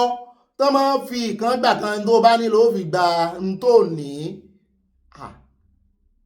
wọ́n ní ọjà kan sì wà ní Cross River wọ́n náà kọ́ sórí signboard rẹ̀ gbàgàràgbàgàrà báyìí níbẹ̀ náà lára àwọn èèyàn èyí tó gbérú dání èyí tó gbé ẹja igun ẹja ayé àtijọ́ tó máa ń fíìm tí wọ́n máa ń tìbọ̀ inú igi tó fẹ́ lọ fi gba nǹkan míì mú ni wọ́n wà ní fowólé wọ́n ní mówó dání wọ́n ní wọ́n ṣe ń ṣe láyé àtijọ́ nìyẹn bó o bá ní gààrí tó nídìí ẹ̀wà ó gbé ẹ̀wà lọ sọ́jà ó fi gba gààrí wálé bí wọ́n bá lọ́gẹ̀dẹ̀ tí ó nídìíyelé ó lè lọ fi ọ̀gẹ̀dẹ̀ kó rè fi gba mọ́tò torí mo jẹ́rìí ọmọ Nàìjíríà trade by barter wọ́n lè kó pàdé ọ̀gẹ̀dẹ̀ ní ìsìn kọ́rẹ̀ fi gba Rolls Royce tàbí limousine wọ́n ní kò sí tó jọ mo ní sùnmọ́ láyé òde òní náà wọ́n sì ń ṣe ọkàn jẹ́ wípé ó ti civilize ni mo ní àìmọye company tó máa ní fóònù tó ti lò tẹ́lẹ̀ tó ti jẹ́ bóyá used ó lè wá fi gba tuntun ó kàn fowó díẹ̀ lé ni wọ́n sì ń fi mọ́tò náà ṣe ẹlòmíì ibi tó ti ń ta mọ́tò yóò gbé mọ́tò tí ń lò lọ tẹ́lẹ̀ ó fẹ́ upgrade ẹ̀ yóò fowó lé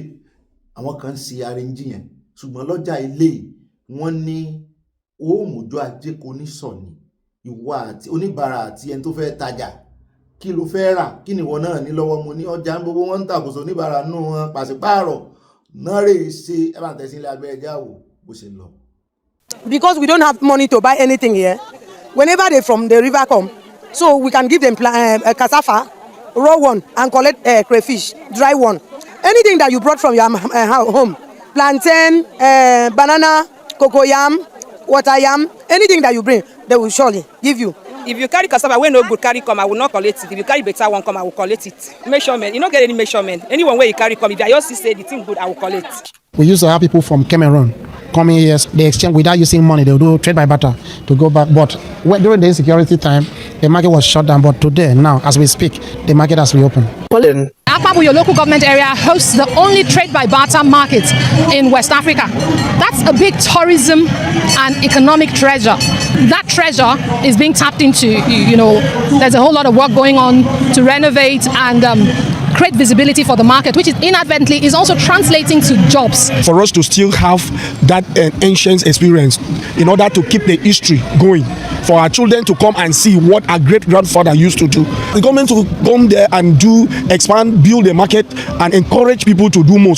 Ó rẹ̀ káàbọ̀ padà ẹja wá dé ọ̀dọ̀ ọmọ Nàìjíríà kan tó tún jẹ́ ọmọ iléeṣẹ́ aṣọ́bodè tó parí ìrìn àjò ọlọ́jọ́ 25 tó pọ̀nlé pẹ̀lú tátákùkù rẹ̀ láti Nàìjíríà lọ sórílẹ̀-èdè Belgium. Mo ní bò ló ṣe àyá ní kẹ̀kẹ́ ológere lòun ó gùn tóun ó gba láti bí ó gbà dé Togo láti Togo ó gba wọ́n ṣàlàyé gbogbo ibi tó rìn sí bóyá ẹja gbọ́ bó ṣe rìn káwojú rẹ̀ kàkí káàbọ̀ káwò bọ́n ṣe kí káàbọ̀ ní orílẹ̀-èdè Belgium ní embassy Nàìjíríà tó wà ń bẹ́ẹ̀.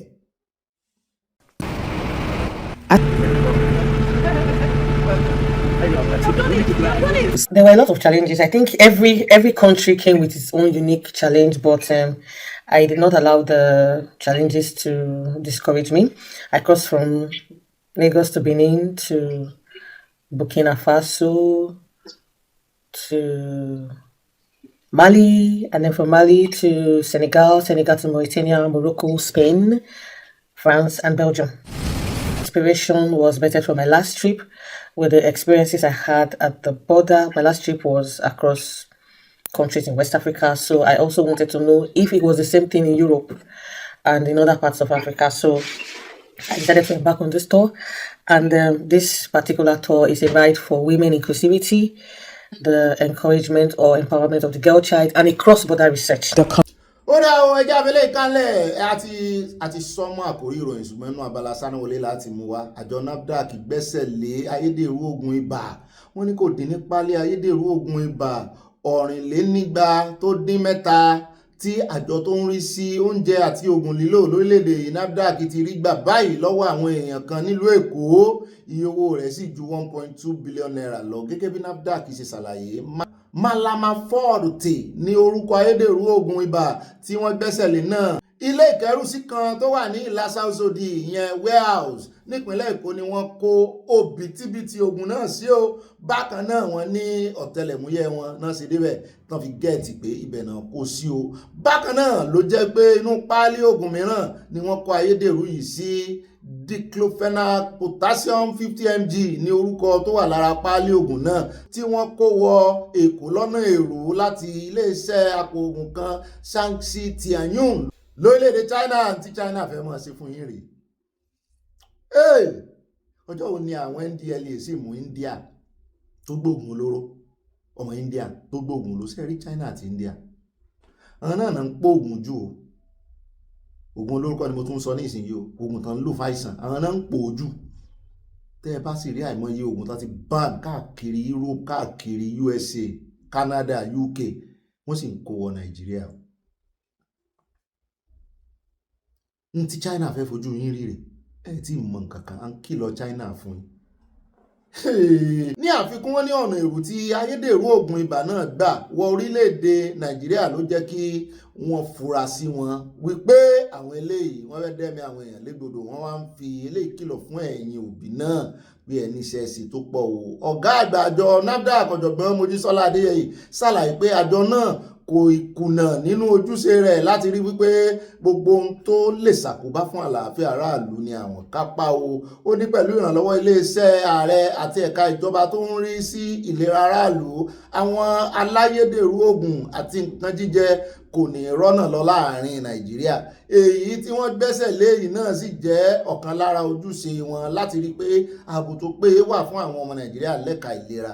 Ẹ ò rántí pé ìṣẹ̀lẹ̀ kíkó ayédèrú oògùn wọlé sí orílẹ̀-èdè yìí kò ṣẹ̀ṣẹ̀ máa wáyé, ó sì fẹ́rẹ̀ má sí ọdún kan tí àjọ NAFDAC kò ní kéde pé àwọn ti mú ayédèrú oògùn tán sì finá sí i. Oògùn òyìnbó tó wọ́n gógó lásìkò yìí ló mú kí ayédèrú oògùn pọ̀ nígboro. Yàtọ̀ sí bí ọwọ́ ṣe ń ba àwọn tó ń kó ayédèrú oògùn yìí wọlé, ohun kan tí àwọn awòye ọ̀rọ̀ ṣàlàyé pé ó tún jẹ́ kó wáyé ní bí àwọn oògùn tó jẹ́ ojúlówó oògùn tí ó yẹ káwọn èèyàn máa lò bó ṣe wọ́n tó. Èmi wá ń fi àsìkò yìí rọ àwọn òbí gbogbo ẹ̀yàn ọmọ Nàìjíríà tẹ́ ń lo oògùn, ẹ jọ̀ọ́ ẹ dákun dábọ̀. Ọ̀pọ̀lọpọ̀ ohun táwa ń lò ń bí kì í sóògùn tó le tó ti Nàìjíríà. Oògùn Nàìjíríà le koko. Gbogbo product tó sì ń kó wá fún yín ó le koko. Bẹ́ẹ̀ mú kóòkì ń bí náà yóò láìtì ń bí ni. Bẹ́ẹ̀ mú kóòkì Nàìjíríà, ẹ mọ̀ pé ẹ mú nǹkan ògidì ni. Ògidì kóòkì wà bí ògidì ẹ mú. Bẹ́ẹ̀ mú Guinness Nàìjíríà, bí ìgbà tẹ́ ẹ̀ máa gbòní lẹ́gbẹ̀ẹ́ ti bí. So ẹ mọ́ sí rò pé bóyá fake náà ń tà ń bí, in fact original gan lélẹ̀ tán ń tà ń bí. Èyí tó bá wá strong wọ́n kọ double strong sí lára lẹ́ẹ̀tì mọ̀ pé yes ẹ̀yin lẹ fẹ́ mú rú ti Nàìjíríà double strong. So gbogbo tán kó wá fún yín bẹ́ẹ̀ ó strong. Ẹ mọ́ sí rò pé bóyá immunity yín system yín ló strong tó bẹ́ẹ̀ náà. Ó kàn dàbí ẹ ń lọ ìlú òyìnbó náà ni tó ti mọ mi ìlú òyìnbó lọ́dún kan ọdún méjì, bó bá padà lé kórè mu bottle water wo ló clean jù Nàìjíríà, kórè mu ó lè kó ara rẹ̀. So ní èmi ò sọ pé mi ò tẹ́nu àbùkù bá Nàìjíríà o, ṣùgbọ́n tí mò ń sọ gangan ni wípé ẹ̀yin tẹ́ ẹ fẹ́ máa ro oògùn, gbogbo tẹ́ ẹ bá mú lọ sẹ́nu, pàápàá jùlọ oògùn kò sí téèyàn fẹ́ fóògùn ṣe, èèyàn imú oògùn yó kì í sóúnjẹ, ṣùgbọ́n èèyàn máa fi wọra èèyàn sàn ni. Bí tẹ́ ẹ ti wá fẹ́ wọra yín sẹ́yìn mọ́ rè dákun, pàápàá jùlọ kíndìnrín, àwọn nǹkan tí ò pé méjì lára èèyàn, méjì lọ́lọ́run fẹ́ ṣẹ̀dá gbogbo tó wà lára. Àwọn nǹkan tí ò pé méjì lára inú ló wà, inú èèyàn tinú ẹran. Ọ̀pọ̀lọpọ̀ tí yìí sì pé méjì, irú kíndìnrín pé méjì ní ìsìn, ṣùgbọ́n ẹ mọ́ rè fayọ̀ fọ. Ẹ mọ́ torí pé oògùn wọn, ẹ kúkú lo eléyìí tó wọn kẹ́ ẹ wówó rẹ̀. Bó ṣe kẹ́ ẹ bẹ̀bẹ̀, mo bẹ̀bẹ̀ fẹ́ ju kẹ́ ẹ wá rè fìtìjú kárùn kẹ́ ẹ rè mọ́ lóhun tí ó pa yín sára. Bó bá escape àwọn NAFDAC kò yẹ kó escape lọ́dọ̀ tí ó yẹ kẹ́ ẹ lè wò dáadáa. Tán bá ní NAFDAC number ẹ sẹ́ndì ẹ̀ bẹ́ẹ̀. Bẹ́ẹ̀ bá sì ti lo oògùn kan náà tí gbogbo ẹ̀ bá ti wà escape yín tó dẹnu yín, tẹ́ ẹ bá ti lò, tẹ́ ẹ bá ti rí wípé kò ṣe bákan àbò ṣe bákan lára yín, ẹ kọ́kọ́ stop ẹ̀ náà. Ẹ ní ikú yíyè lẹ́yè láṣẹ Ọlọ́run Èdùmàrè. Àwa náà yìí ń bí alàyè ní bá yín sọ̀rọ̀, a ní ikú láṣẹ Ọlọ́run Èdùmàrè. So ẹ jẹ́ mọ́jà àfọwọ́ ara wa fa sọ̀ọ̀lọ̀, ẹ mọ́jà àfọwọ́ ara wa pé tí ò dáa sínú àgọ́ ara wa o, a ní ṣàìsàn o. Embassy ń ṣe Ọlọ́run ó wò everybody sàn, Ọlọ́run ló lè wò yàn sàn. So nídìí èyí apàkíyèsí yín sí ó ṣe kókó gan. Ó dá o, ìròyìn kan náà ló kù nínú abala Sanuwọlé. Ẹ jẹ́ akíra wa kú oríire lórí ti Tóbi Amúsàn. Ó ti gbégbá orókè, ọ̀dọ́ second ló gbé, ṣùgbọ́n kò jìnnà sí first. Ìṣẹ́jú 5 seconds péré lẹ́ni tó gbé first tó fi nà. 5 seconds lẹ́ni tó gbé first tó fi nà. Adúpẹ́ lọ́wọ́ Ọlọ́run o. Up Yorùbá, Tóbi Amúsàn. Ó ṣoríire jù báyìí lọ. Gbogbo ohun táwọn Ìgbò sọ nígbà tí ó fẹ̀hónú hàn wípé gbogbo aṣọ tán fún yín tẹ́ fi sáré pé kò dáa tó sí tàwọn akẹgbẹ́ yín. Wọ́n ní ó lè mọ́ wíìnì báwọn, wọ́n ní ó lè jákulẹ̀ báwọn. Aṣáàdùpẹ́ ò jákulẹ̀. Ìwọ tó gba silver náà, ó ti ń gba góòdù tipẹ́. Ẹni tó sì gbépò kìíní náà kékeré ìwọ̀nba tíní báyìí náà ló fi nà. Ṣùgbọ́n àwọn aláṣẹ tí wọ́n wà nídìí ọ̀rọ̀ aṣọ, ọ̀rọ̀ sponsorship àwọn aṣọ wọn ti wá sọ̀rọ̀ síta báyìí o. I think, these days with social media, things can always get a bit complicated, First and foremost, let me explain the issue of the kids.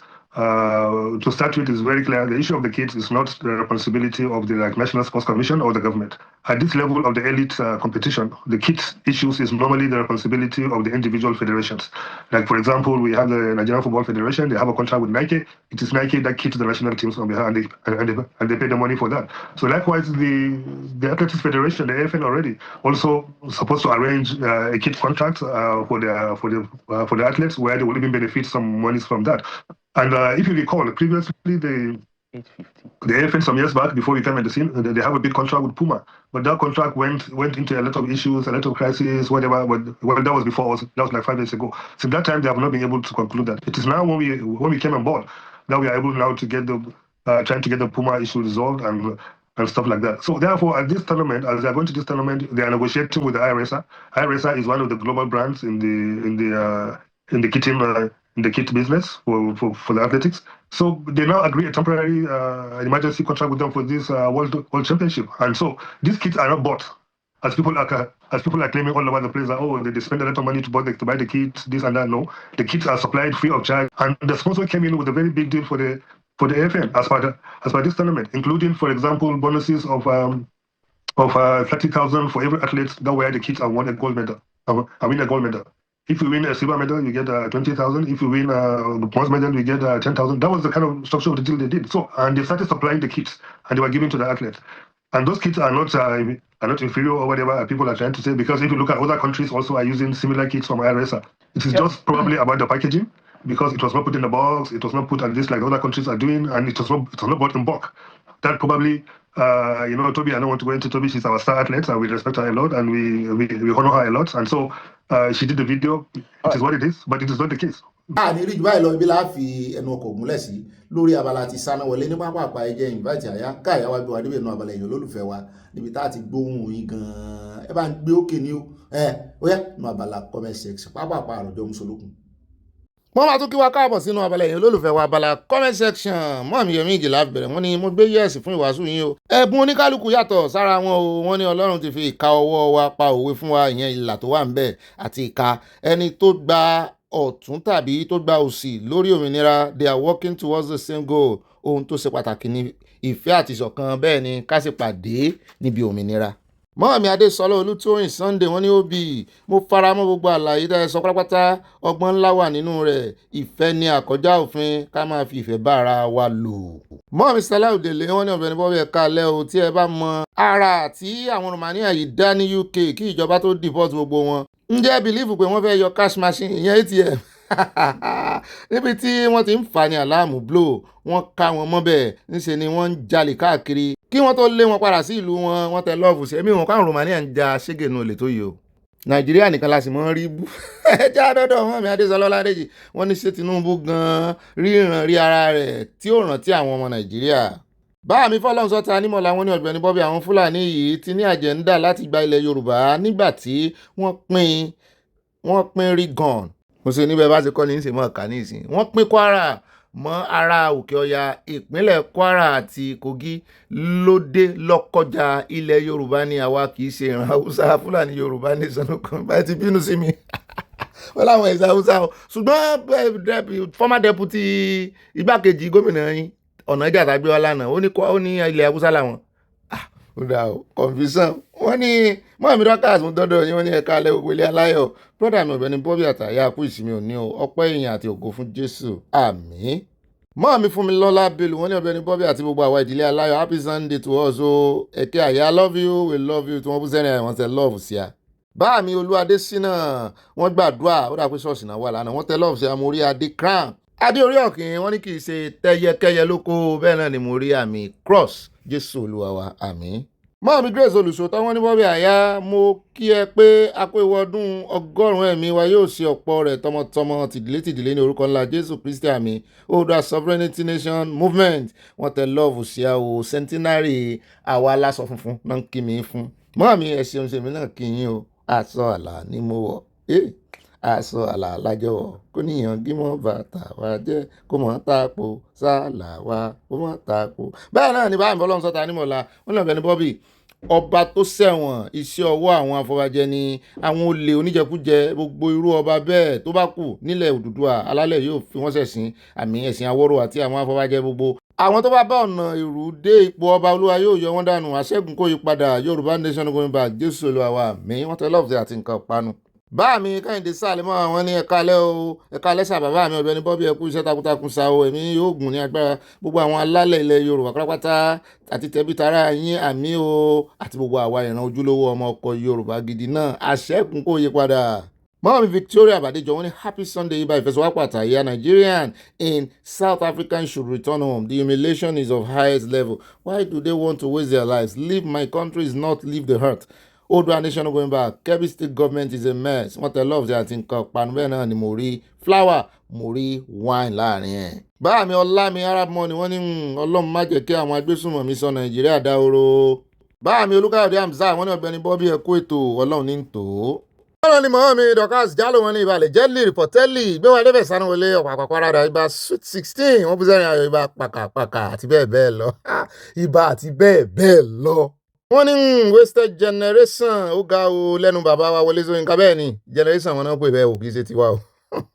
Mọ́ọ̀mí Adésọlá Olútóyìn Sunday premium member wọ́n ní ẹ̀ka alẹ́ Obi àti ambassador àyà kú ìsinmi òní o. Orí yín kò ní tán lẹ́nu yín àti àwa àti ìdílé aláyọ̀ yóò àmì o àyà ṣé ẹ̀ ń gbèrin àbẹ́ ẹ̀ gbèrin ibà gbé wọn débẹ̀ tààràtàrà ibà kéde Oòduà nation káfàtà Oòduà nation going back wọ́n tán bọ̀ bí ọwọ́ Awólọ́wọ̀ méjì sókè wọ́n fi wáìnì ránṣẹ́ wọ́n fi fẹ́ ránṣẹ́ sí àwọn grandma àwọn ìbejì láti UK nǹkan panu náà kò sáláì tẹ̀lé bẹ́ẹ̀ náà ni ẹjẹ́ wa dọ́dọ̀ mọ́ọ̀mí bómi Crystal wọ́n tẹ lọ́ọ̀fù sí àlùgò wọn rè àwọn àti alájà orí tó kẹ́ sàlámì. Mọ́ọ̀mí olórí sáré ló tó wọ́n ní General Bobby ẹ̀kú iṣẹ́ takuntakun ayọ̀ ní o ayọ̀ rẹpẹtẹ o mọ́ọ̀mí á kú àjọ̀dún centenary o wọ́n ní abẹ́ gbogbo àwọn dadiji o àtàwọn pastors ẹ má jẹ́ kí àwọn Fúlàní fi ẹ̀sìn gbé yín mọ́ra o nítorí ìdá mẹ́wàá ó léwu táwọn yẹn bá sì ti rí ìdá mẹ́wàá báyìí tí ń ṣe wọ́n ti tán. Free CSI Osha is not a criminal. Oòduà nation member aya ambassador number 2 ire o wọ́n tẹ lọ́ọ̀fù sí àti nǹkan panu ọwọ́ méjì fihàn kan àwò lọ́wọ́. Mọ́ọ̀mí Títí Lions náà wọ́n ní alàgbà Bobby ẹ̀kú iṣẹ́ gbogbo wa o ẹ̀yin àti àyà ẹbí aláyọ̀ yìí kò ní bàjẹ́ wà mí o gbogbo ilé mo kí yín púpọ̀ o ṣé àwọn Fúlàní tí wọ́n ní àwọn gba Jésù gbọ́ irọ́ tó jìnnà sí òtítọ́ ni ṣé ìgbà tí sàríà kò ṣeé ṣe fún wọn mọ́ Fúlàní sàríà how market Bobby gonson wọ́n tẹ love sí àti nǹkan panu wọ́n bú sẹ́rin ayọ̀ ìyàwó àyà. Báàmí Captain Mike Adesanya wọ́n ní Obi did you remember the issue of his cement ìyẹn Dangote? That is what he does too. When he will be supplied for the neighboring country lesser to Nigeria. When they interviewed him, he said it was marketers. These are the reasons he wants to monopolize the sector. These are the reasons he does not want Nigerian refinery to work. Let our nation, Oduduwa nation, come quickly, jàre. Àwa Nigeria. Mo rí love tẹ́tẹ̀ sí àti nǹkan panu mọ́ mi Mary Odùlúyì tèmi nìkan wọ́n ní Bobby mi ní tòótọ́ eléyìí tí mo rí number 2 sókè yìí ó dà pé ẹ̀ẹ̀mejì lẹ́kọ̀ wọ́n ní àárí kan wájú sínú wọ́n ní ó yẹ kí gbogbo àmì ara wọn sọ fún wọn wípé àwọn ni aláṣẹ ìlú yìí kò sí ẹlòmíràn kí a sọjí kúrò nínú oorun wa kí a sowọ́pọ̀ ṣe ọ̀kan kí Oòduà nation tètè dé ó ṣeni láàánú púpọ̀ alágbára Yorùbá ti di ọ̀lẹ báyìí o wọ́n tẹ lọ́ọ̀fù sí àti nǹkan panu Yorùbá nation going back.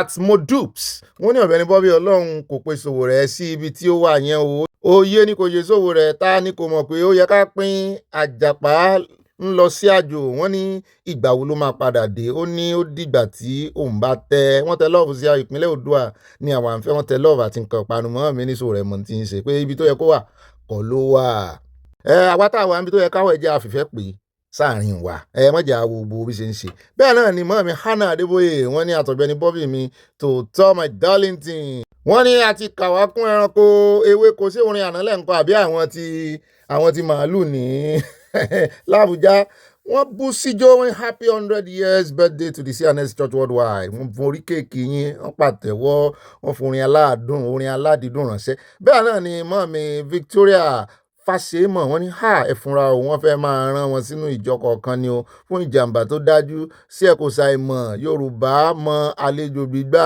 òótọ́ sì ni wọ́n tẹ lọ́ọ̀fù sí amú kí gbogbo ilé aláyọ̀ wa Kìrìsìtẹ́nì sì rèé wá bá ti rí Fúlàní tí ń pe Jésù nísìn láti ìgbà gbogbo tí ń ṣe wá àti sọjí ẹ ṣeun mọ́ mi tẹ́ pàkíyèsí wá sí o.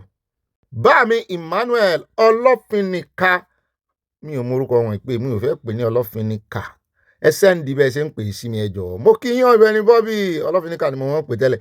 Mo kí yín Ọ̀gbẹ́ni Bobby èmi ò rò pé ó yẹ kí wọ́n ṣẹ̀ṣẹ̀ máa ṣàpérò irọ́ lórí ọ̀rọ̀ ọba tó ti jẹ́wọ́ pé olè lòun àbí ojú ẹsẹ̀ ló yẹ kí wọ́n yọ dànù bí jìgà. Kí ni wọ́n fẹ́ fo lè ṣe láyé tí mo wá orin yẹn kí ni mo fo lè ṣe láyé tí mo láti LA California àwọn tẹ̀lé ọ̀sẹ̀ nígbà tó jẹ́ pé irú kan ọbẹ̀ kan gbogbo wọn àwọn tó ń gbé ìsọba yẹn náà lẹ́yìn kán wádìí wọn dáadáa ó lè gbé ó lè gbà ni bó lè yín ó ṣe ó fẹnu ara rẹ̀ jẹ́wọ́ pé ó lè lòun ó plead guilty tí wọ́n ń pè ní plead guilty nìyẹn so ó gbà pé òun jẹ̀bi torí ẹ̀ gan-an ni wọ́n ṣe wọ́n fún jù bẹ́ẹ̀ lọ ká ní ó gbà pé kán ṣe trial ni wọ́n á fún lẹ́wọ̀n tó jù bẹ́ẹ̀ lọ ẹ̀yìn wá ń dúró dolè bàbá afọbajẹ náà tún sọ pé àwọn ògbàgbọ́ ó sì bá wọn sọ̀rọ̀ kí ni ká ẹ fẹ́ kó sọ fún yín tẹ́lẹ̀ ṣé kò yẹ kó sòótọ́ fún yín irọ́ ń parọ́ fúnra ni wọ́n nígbà tó jẹ́ pé wọ́n ń bùjẹ̀bùdànù ń bẹ̀ ààfin tó ń kọ́ lọ ó lè èèyàn ti mọ́lẹ̀ ẹ̀kọ́ yẹ kẹ́ ẹ ti mọ̀ pé owó olè ló fẹ́ wá fi káàfin ẹ jẹ́ sọ̀rọ̀ síbi tọ́rọ̀ wà ẹ jẹ́ tún ìwà ara yín ṣe ní ìpẹ̀tù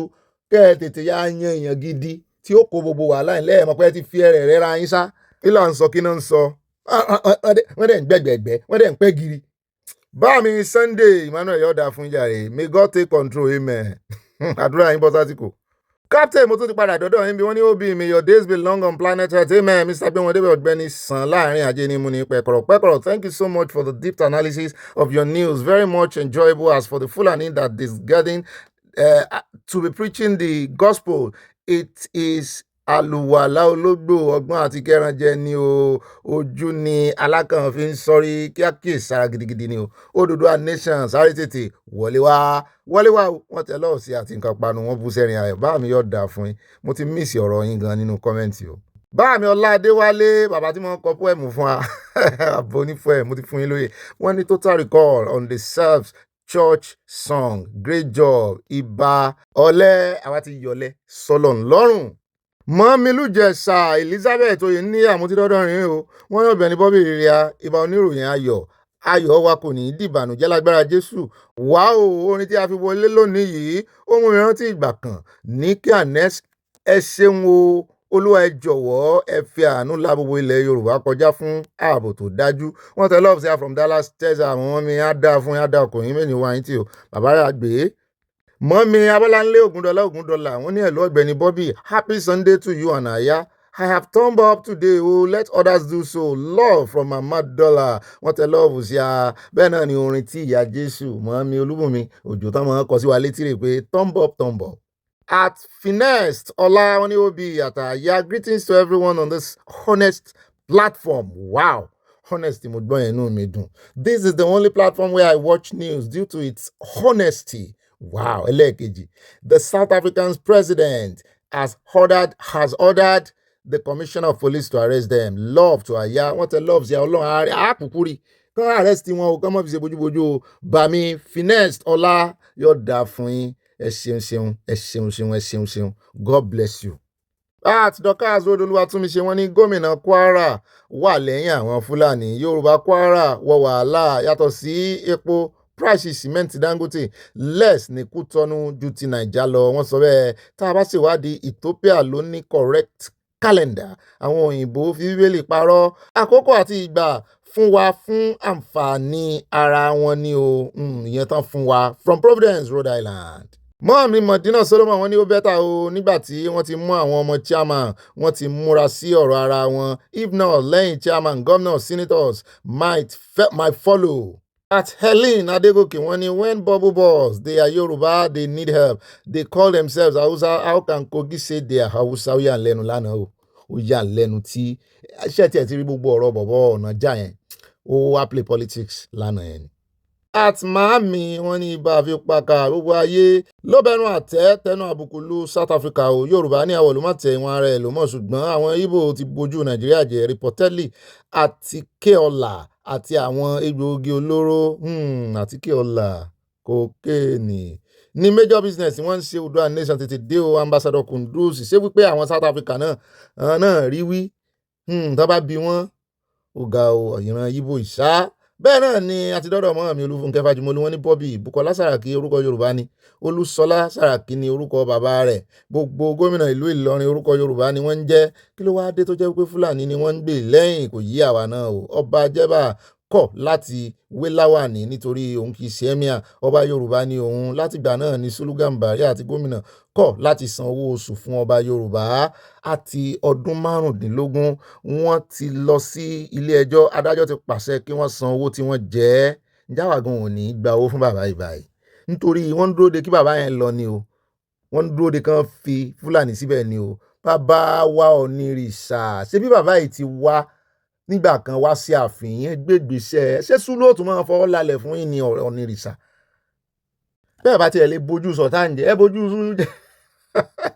Bẹ́ẹ̀ náà ni wọ́n fi mẹ́rin òdùnnú yìí mo ti láàbá ìkejì pàdé bí wọ́n ní ó bí tèmi nìkan àtàyà ibà gbé wa débẹ̀. Ìbá oníròyìn gbàǹkọ́gbè mo kí gbogbo wa alágbélé aláyọ̀ àti gbogbo olóyè tó ń gbọ́ ìròyìn yìí o, kí gbogbo olóye kí a wo bí àwọn Fúlàní ṣe kóra wọn jọ lórí ọ̀rọ̀ màálù tí wọ́n ń dà ní Àbújá. Bẹ́ẹ̀ rí wọ́n sọ di nǹkan pàtàkì.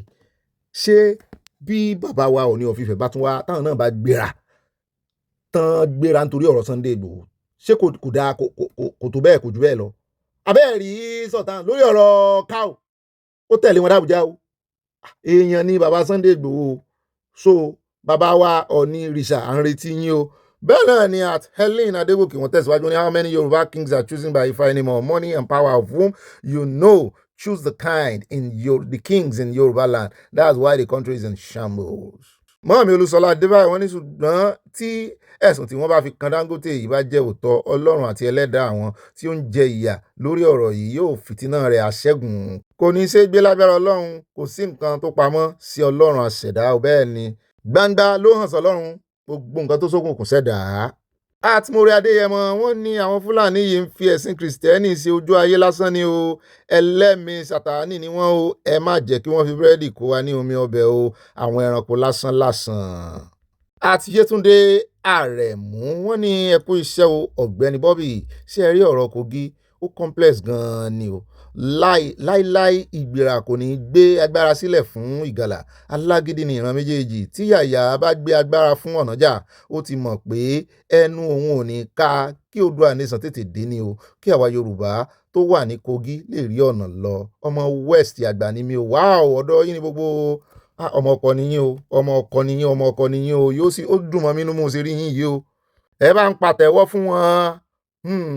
ń ṣe là ń wòran wọn á dìbò a ò dìbò Yàyà máa fi ipá àti agbára kó wa fún APC.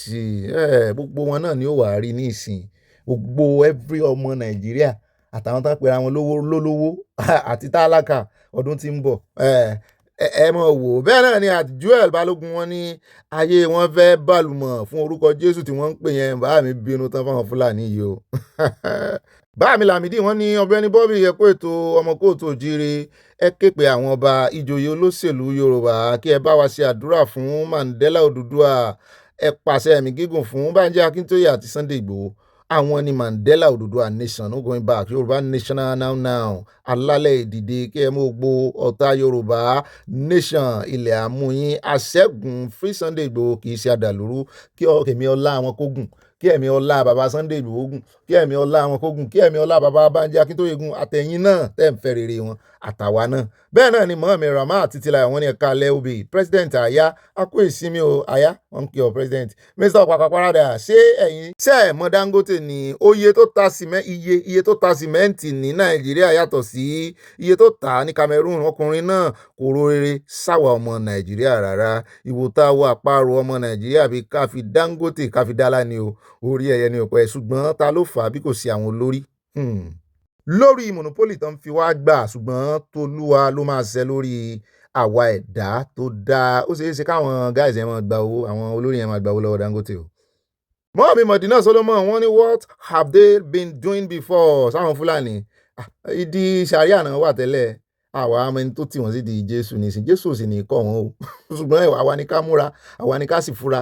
Etí ọba ńlé etí ọba lóko, ká lajú wa lágbárí wa gidi, ká má fi búrẹ́dì kó wa lómi ọbẹ̀.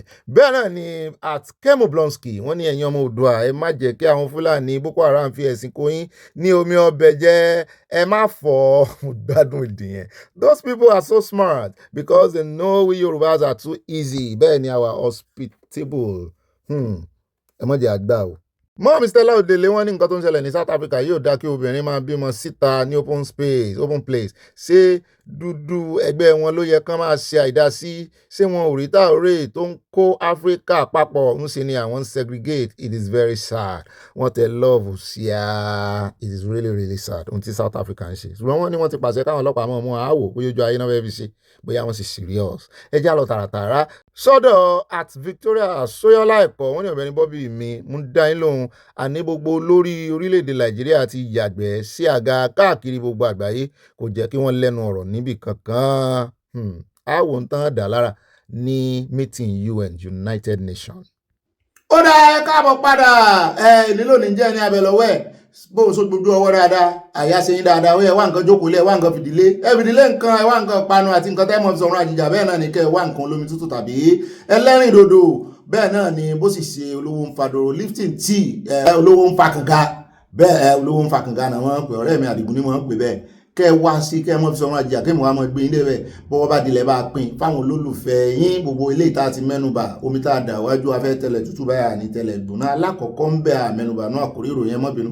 Bàbá wa Fẹ́mi Fálànà náà ti ganu sí máìkì lórí ọ̀rọ̀ Dangote wọ́n ní àníṣe Dangote yan ọmọ Nàìjíríà jẹ wọ́n ní lóòótọ́ lódodo wọ́n ní àwọn fẹnu sí wípé epo tí Dangote ń ta ó ta cheaper ní Togo ju Nàìjíríà lọ bẹ́ẹ̀ náà làwọn ọmọ mi náà àwọn bá mi náà wọ́n fẹnu sí inú comment section wípé kì í ṣepo nìkan gbogbo ohun tí Dangote ń tà fún wa Nàìjíríà níbi tó ti ń kókó náà ṣé èèyàn lè wà ní odò kó máa pariwo òtútù ṣé èèyàn lè wà ń di ọsàn kó máa rọ̀sàn mu èèyàn lè wà ń di omi kó máa pòǹpòǹgbẹ pé tí Dangote ń ṣe fún ẹkọ́nọ́mì Nàìjíríà nìyẹn pé kì í ṣe epo nìkan àti sìmẹ́ǹtì o àti gbogbo ohun tí ń tà pé ó sọ̀wọ́n gógó Nàìjíríà ju ìta lọ ó cheap ń ta pé sí wọ́n á fẹ́ káwọn èèyàn rè mọ́ kó ń ta ni.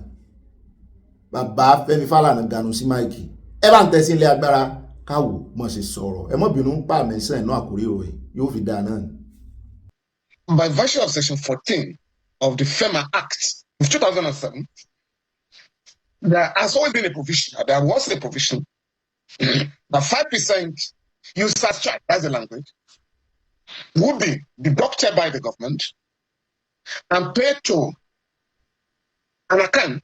40% will be allocated to the federal government to fix federal roads, while 60% will go to the states, state agencies to fix roads, state roads. Unfortunately, the law was not implemented. So by 2011, the state of the roads have become so terribly bad. I wrote to FEMA to fix the roads. And I wanted to know how much have been collected so far between 2007 and 2011. FEMA wrote to me, replied to the fact that the government had never given them the money.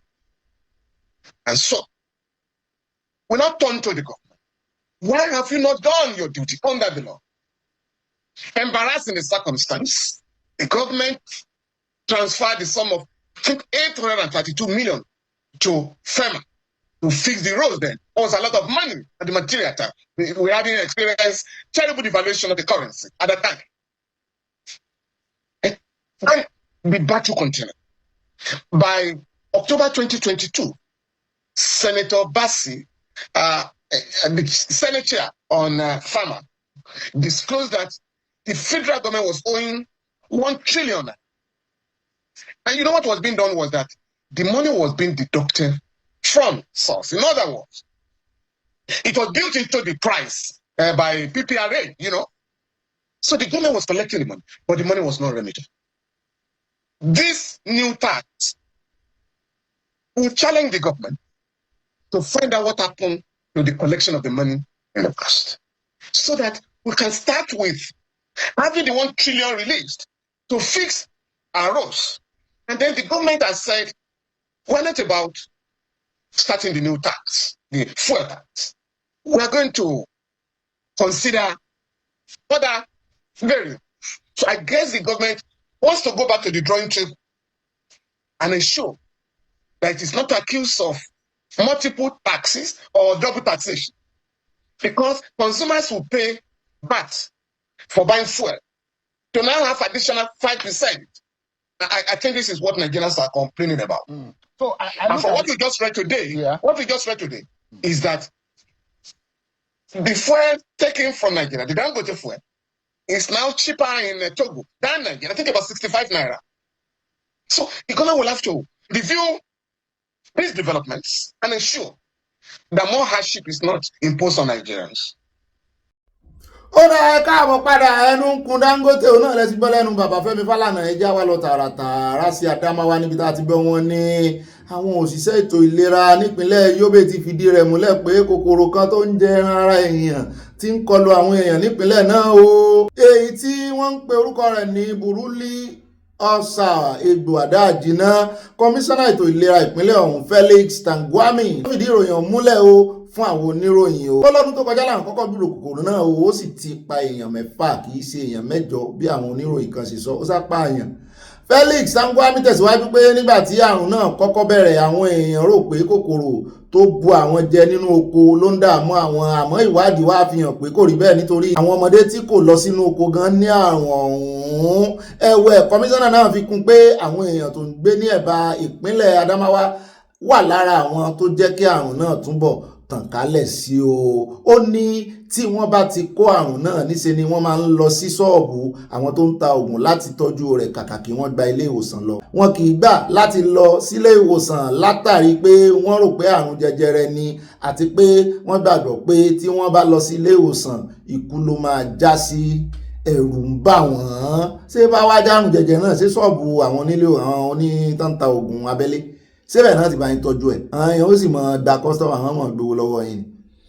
ó fi kún pé àwọn ti bẹ̀rẹ̀ ìwádìí láti mọ ohun tó ṣokùnfà kòkòrò náà àti pé iṣẹ́ ti ń lọ lọ́wọ́ láti rẹ́yìn rẹ̀. kí ló wáá fi yàtọ̀ sí jẹjẹrẹ ọ̀nà tí ń bù yàn jẹ ẹran ara jẹ tó sì ń jẹ́ pa jẹ́ kí egun ṣé kò ti jẹ́ ń bẹ̀ náà ni. ga o kò sí gbogbo eléyìí láyé ìgbà yẹn àwọn bàbá wa ń wọ oko tí wọ́n ń tẹ nǹkan mọ́lẹ̀ tán sálúbàtà gbogbo ìgbà tí ò tí ì sí sálúbàtà oní tẹkowì oní rọ́bà tán wọ́n fi rọ́bà táyà ṣe ìgbà tí ò tí ì sí gan ewé igi nǹkan làwọn bàbá fi ń dọ́gbọ́n kíní àbẹ́sẹ̀ lásán náà fi ń rìn. wọ́n ní ẹnìkan tó kó àrùn náà Mati Adamu tó ń gbé ní abúlé Malabu ní ìjọba ìbílẹ̀ Fufore nípínlẹ̀ Adamawa sọ pé láti ọdún 2 sẹ́yìn lòun ti ń bá àrùn náà fínra wọn kò sì sí ìmọ̀bí tó ti wá títí di àsìkò yìí. ọkùnrin náà ṣàlàyé pé àsìkò tóun ṣiṣẹ́ nínú oko lòun kó àrùn náà lójijì. òun ṣàkíyèsí pé ó dàbí pé iná ló mú òun lẹ́sẹ̀. nígbà tí mo délé ní nǹkan bí aago 5 ìrọ̀lẹ́ ẹsẹ̀ òun wú ó sì tún dùn òun. lálẹ́ ọjọ́ náà lòun pe ẹnìkan tó ta oògùn láti wá tọ́jú òun. odidi oṣù 3 lòun lò nílé tó ń gba ìtọ́jú ìbílẹ̀ àti ìtọ́jú oògùn òyìnbó lẹ́yìn ọdún 2 òun sì ń gbé pẹ̀lú àrùn náà kò lọ. Adamu ṣàlàyé.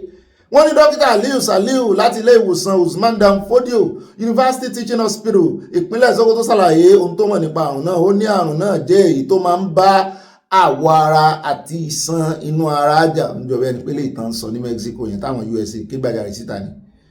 àwọn ọ̀nà tí àrùn náà fi ń tàn kálẹ̀ láti inú omi tó ní kòkòrò tàbí omi adágún ó máa ń pọ̀ láwọn agbègbè tí omi bá pọ̀ sí tàbí tí òjò ti ń rọ̀ lemọ́lemọ́ kán mọ̀ kó délẹ̀ Yorùbá o.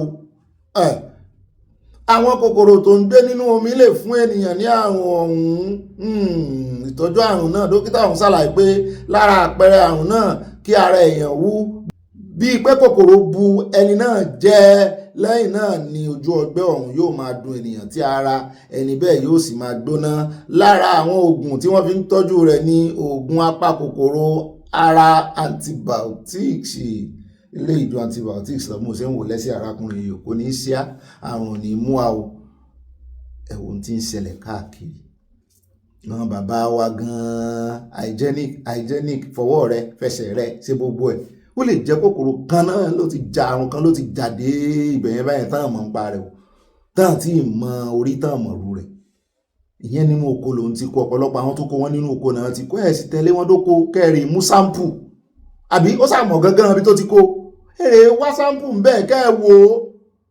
àtàmọ́ inú láàbù nìkan lẹ jókòó sí tẹ́ tí ń wò ó tẹ́ tí wọ́n lè gẹ̀ẹ́tì ẹ̀ náà láàbù ṣùgbọ́n kọ́ ti ẹ̀ dìde. àwọn tó bá ó dìgbà tó bá rán lẹ̀ tán kan tó wá máa pariwo káàkiri owó náà sì máa fi tọrọ bẹ́ẹ̀ ni owó níjọba máa fi tọrọ sí ọ wọ́n máa lo opportunity kí nǹkan ṣe àwọn ọmọ Nàìjíríà ní láti fi tọrọ owó ẹjá kó ń bẹ́ o ẹjá lọ tààràtàrà sínú ìròyìn tí ó mọ̀ tẹ̀lé o ní báyìí ẹjá dé orílẹ̀-èdè Àbújá là ń lọ àti ìlọrin orílẹ̀-èdè kankan Nàìjíríà náà ni ẹjá dé Àbújá níbi tí ilé ẹjọ́ kò tẹ́mi lọ́rùn tí wọ́n ní wọ́n ti pàláṣẹ Court of Appeal Àbújá wọ́n ní wọ́n ti pàláṣẹ fún Central Bank of Nigeria láti release full detail fún gbogbo owó ìrànwọ́ tán náà fún àwọn tó lọ sí hajj exchange rate tán fi sí exchange rate fún wọn ṣé mọ̀ pé wọ́n máa mú wálẹ̀ irú bí exchange rate ṣe jẹ́ 1,500 sí dọ́là ní ìsìn tán bá fẹ́ lọ sí hajj wọ́n náà máa mú owó yẹn wálẹ̀ fún wọn lè tà fún wọn ní 1,000 tàbí kó mọ́tò bẹ́ẹ̀ gan tàbí kán ta dọ́là fún wọn ní 700 wọ́n ní arúmọjẹ́ wà ń bẹ̀ wọ́n ní wọ́n ṣe àlùpàídà rẹ̀. A 3-member panel of justices Usman Musale Bolukurumo Ugo àti Mohammed Danjuma ni wọ́n ti fa ìwé àpíìlì CBN ya tí wọ́n sì gbé ìdájọ́ inú oṣù karùn-ún ọjọ́ kẹta 2023 dúró tí Federal High Court tán dá tó sọ wípé kí CBN kan provide information lórí ọ̀rọ̀ iye tán fi ṣe exchange rate fáwọn tó lọ sí ájì. Ẹ wá pẹjọ́ kò tẹ́mi lọ́rùn ẹni ẹ lè so detail ẹ ṣe ní so detail ẹ ṣe ní ṣe bí owó ìjọba ni ebi ìjọba ẹ so detail o 2023 èmi ìfẹ́ lè gan òsì mẹ́gbà náà ẹlòmíì ti gbàjọba ń gbà náà àbútí ẹ̀dá bẹ́ẹ̀ sí ìjọba rẹ̀ Tinubu ni àbí may náà náà gbà ókè kò lè abẹ́ sí ìjọba wọn náà ni wọ́n ti gbàjọba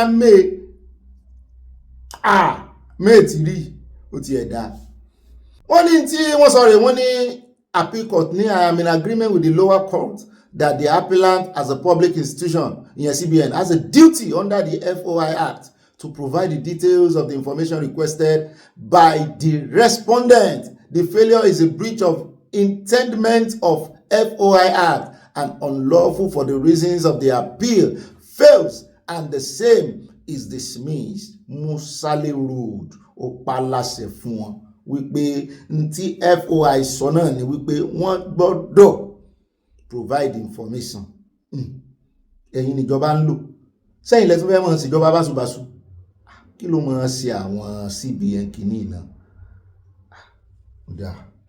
Ẹjẹ́ kó ń bẹ́ ẹjẹ́ wá lọ tààràtàrà sínú ìròyìn tí ó mọ̀ wò lórí ọ̀rọ̀ ti tax ká tó lọ sí orí ọ̀rọ̀ ti ọba Obi of Lagos tó fẹ́ pera rẹ̀ ní Obi of Lagos jàre kìí sí Obi of Lagos ó ń pera rẹ̀ bẹ́ẹ̀ ni tó fẹ́ fi arúmọjẹ gba owó launching 1.5 billion naira palace tí ò sí nílẹ̀ tí ò lè sọ location bí tó wà. Ẹjẹ́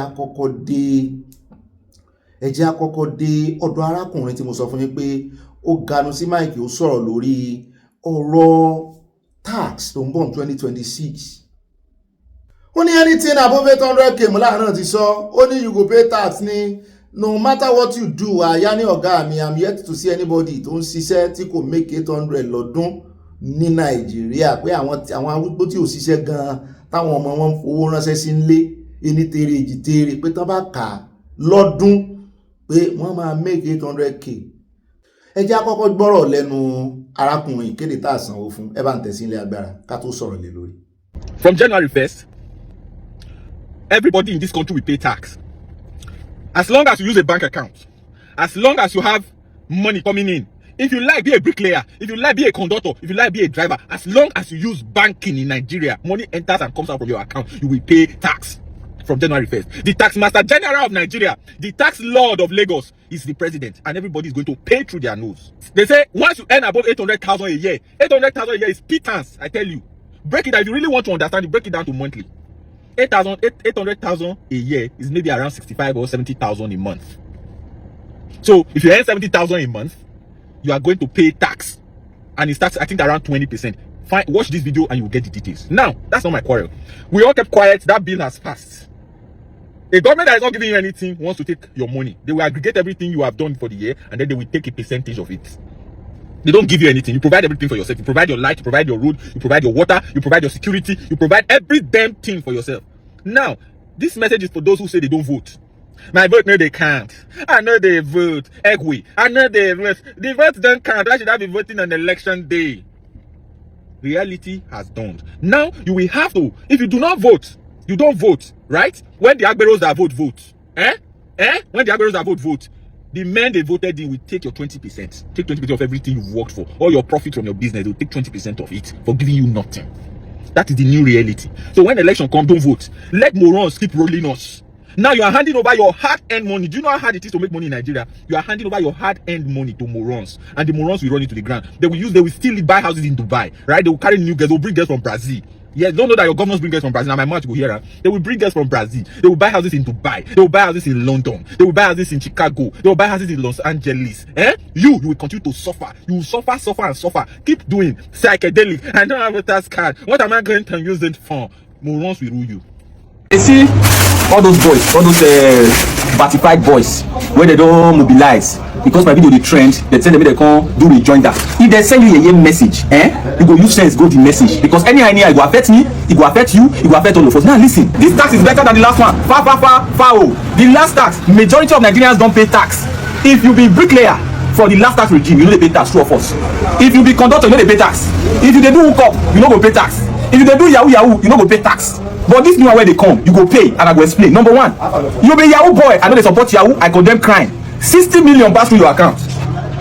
You say, oh, no be your money, now Yahoo money, I been a pick up money you do. By the time they remove the first 800k, 52 million, what is 50 million? 58 million 200,000. They go charge you tax on top. You go pay because they will see for your account. Go explain to government or tax office no be your money. You where they do hook up. They collect 100k per man. You collect from 4. you collect from 5 men this month. Not be 500k be that. At the end of the year, not be 6 million be that. That's 6 million. They will remove 800k. The remaining 5.2 million, they will charge you tax on top. You go pay. You go explain to them. By the time they charge you tax, tell them say no, you not be income. Say now hook up money. You will know that time hook up money na income. You will be conductor. Your guy give you 5,000 a day. At the end of 30 days, that's 150. Multiplied by 12, not be 1.8 million be that. By the time they remove the 800,000 to that 1 million, you go pay tax. You will say, oh, no be income, now my guys are blessing. You will explain that to government. Same with you, where we say now bricklayer you be 10,000, now they pay you a day. You work for tax, no be 300k be that. At the end of the year, 3.6 million. By the time they remove the first 800k, no be 2.8 million be that. You go pay tax. At the end of the day, you say everybody will pay tax. Why? How they tell me everybody pay tax? Your bank account is the evidence. You will pay. Una never even know it in a point. You where they do POS, you go pay. They send these small boys come, they call this my video, they do stitch. Now maybe you not cure. If you say about Peter Obi, this Peter Obi from my village, what's my concern? Nigeria is good for anybody. If you not good, it's not bad for everybody. So it is up to you. If Nigerians want to let they learn, they don't want to let you play. Up on there. Let's not finish like that. No, they go. Ó dẹ̀ káàbọ̀ padà òun náà lẹ ti gbọ́ yẹn o. Níbí wà fúnra rẹ̀ wà lọ fight tax rẹ̀ ni. Bóyá bí wọ́n ṣe fẹ́ mọ̀ sí fún wọn Nàìjíríà náà nù bá wọn. Ṣùgbọ́n àwọn ìṣòro tèmi ń wò ń bẹ torí níbí wọ́n ti máa yọ tax níbi iṣẹ́. Ìjọba ò ti yọ. Ṣùgbọ́n ó ní láti fáìlì ẹ̀ fúnra rẹ̀ torí wọ́n fẹ́ mọ̀ bóyá òun gba owó wọlé níbòmíì. Ó lè jọ̀wọ́ ọ̀fẹ́ òun láti transfer yẹn láti soap owó ọ̀fẹ́ nítorí kì í sórí gbogbo nǹkan náà ti máa yọ tax o. Even kò mọ́ jọ̀wọ́ ọ̀fẹ́ gbà míì tó bá fẹ́ rógùn wà provide tax card yẹ wọ́n á kọ sórí oògùn rẹ̀ torí àwọn oògùn kan wà tó jẹ́ pé wọ́n ní gbowó ẹ̀ lọ́wọ́ rẹ̀ wọ́n yọ padà wọ́n dá padà fún lórí tax. So ìjọba tijọ́ yẹn kì í ṣe excuse pé kó mọ́ file tax torí ẹ̀sùn criminal offence ni. Bọ́pá wá rí wípé wọ́n á béèrè ibi iṣẹ́ náà ti máa fún ẹ níwèé kan kúùdù làwa ń pè bí ìtumọ̀ ẹni pé gbogbo bó ṣe san tax wọ́n ṣe yọ tax rẹ̀ alákọ̀ọ́kọ́ nù. Ẹlẹ́ẹ̀kejì gbogbo bó ṣe wá ná owó sálárì rẹ̀ èyí tó ná sórí oògùn èyí tó ná sórí ọmọ tí wọn ò lè yọ tax ń bẹ̀ wọ́n á fi calculate ẹ̀. Tó bá níbòmíì tó ti ń gbowó wọlé irú àwa tá a jọ ọmọ Nàìjíríà tàbí ọmọ ìlú míì tó jẹ́ wípé bóyá o ní bísínẹ́sì lọ́hùn àwọn owó kan ń wọlé sápò rẹ̀ àbí nǹkan kan o máa ṣàlàyé tó rẹ̀ òdò Nàìjíríà tó ní kán máa bọ́ fi ránṣẹ́ síbi ó ṣàlàyé tó bá sì ń san tax ń bẹ̀ o máa provide pé ìlú wọn kọ́ ló ti ń rí eléyìí o ti san tax níbi tó ti ń bọ̀. Irú béèrè láwọn èèyàn ń béèrè pé ṣé tó bá ń fight tax Nàìjíríà náà ṣé wọ́n máa béèrè torí irú ọmọ ní ìsìn bóyá ọmọ tí arúgbó rẹ̀ wà nílé tó sì ti san tax lórí gbogbo owó rẹ̀ lẹ́kọ̀ọ́ tó ń fowó ránṣẹ́ sí mọ̀mọ́ lábúlé nínú àkáǹtì mọ̀mọ́, ṣé tí àwọn tó ń gba táàsì ká ní lọ́sùn lábúlé wa, ṣé àwọn yẹn wọ́n á rí wípé wọ́n ti yọ owó lórí ọmọ rẹ̀, pé owó tí ọmọ rẹ̀ ń fi ránṣẹ́ sí pé wọ́n ti gba táàsì lọ́wọ́ ọmọ rẹ̀, àbí mọ̀mọ́ náà ó tún san táàsì míì, bóyá ọmọ ń fi 100k ránṣẹ́ sí mọ̀mọ́ lóṣooṣù tí ó sì ti san táàsì lórí owó tí wọ́n tán fẹ́ gba gbogbo tó máa calculate nínú àkáǹtì ẹ̀, wọ́n máa yọ táàsì lẹ́kọ̀ọ́, Èkó ni ọmọ ń gbé. Ṣé 100k tó bá tún fi ránṣẹ́ sí mọ̀mọ́, gbogbo ẹ̀ máa accumulate sí 1.2 million, ó ti ju 800k lọ. Wọ́n ní wọ́n á kọ́kọ́ yọ 800 yẹn sẹ́gbẹ̀ẹ́, wọn ní táàsì ẹ̀ gẹ́gẹ́ bí ọmọ ìṣe ṣàlàyé o, ẹ̀yin tẹ́ ẹ mọ̀ ń pa ìṣe lóòótọ́ ni 400 náà máa táàsì, ṣé tó máa táàsì mọ̀mọ́ yẹn ni. Àwa tá a wá ń fowó ránṣẹ́ síbí náà, bóyá wọ́n máa béèrè tax identity wa ní ìsìtórí wọ́n ti ní gbogbo èèyàn ló gbọ́dọ̀ gba tax identity card, identity number, TIN. Ṣé bàbá wa ń fi owó ránṣẹ́ tá à ń fowó pamọ́, tá à ń dọdẹ dọ́là, pé dọ́là tún ti na náírà pa lónìí, tẹ́ ẹ fẹ́ sáré fowó sàkáǹtì, sọ́ọ̀tún máa yọ owó lákàǹtì yìí ni, eléyìí ó le o. gbogbo ẹ̀ àárí ẹjẹ́ kan kọ́kọ́ bẹ̀rẹ̀ náà, ṣùgbọ́n yóò gara àwọn tí mọ̀ tí àwọn gbogbo àwọn tí mọ̀ jẹ mùdùmùdù owó politician, àkókò tí tó tán san padà. Lọ́balọ́ba ẹ san táàsì o, ìjòyè ẹ san táàsì o, owó ẹ̀yìn elite ẹ san ségè nínú táàsì o. Ṣùgbọ́n mò ń gbọ́ tíjọba sọ wípé ẹni tí ò bá ṣiṣẹ́ kankan ò ní ìdí láti san táàsì, àbí wọ́n sì ní owó tó wó fún àkáǹtì ní ìsìn, wọ́n lóò tí ẹ̀ ní ìdí kìíní wọ́n máa generate NIN, wọ́n máa generate tax number fún ẹ látara NIN ni. Báyìí ó bá ti ní NIN ó ti ní tax identification number, ó bá wù ọkọ ọmọ rèé kó kìíní lọ, ẹ wàá wòye Nàìjíríà tán mú. Ṣùgbọ́n mo ní àwọn báǹkì náà ò forí kó, torí ọ̀pọ̀lọpọ̀ èèyàn ò ní kó sí báǹkì mọ́. Ọ̀pọ̀lọpọ̀ business tó ti ń gba transfer tẹ́lẹ̀ wọ́n ní gba transfer mọ́, ọ̀pọ̀lọpọ̀ mọ̀ gba káàṣì ni. Bóyá ẹ̀sìn mọ̀ lọ́mọ gbẹ́lẹ̀ nú ilé, tẹ́yà aṣọ nú ilé di báǹkì, tẹ́mọ̀ kó sí báǹkì. Gbogbo àwọn tó wá máa ń ṣe laundry tí wọ́n bá wọn, gbogbo àwọn ọmọ yahoo ó gbowó wọlé ní ìsìn òní ṣàlàyé, ó wọ ọmọ olóṣó, bóyá káàṣì náà wọ́n béèrè fún pé káàṣì ní kẹ́ fún wa, ẹ fún wa ní káàṣì, ẹ fún wa ní káàṣì.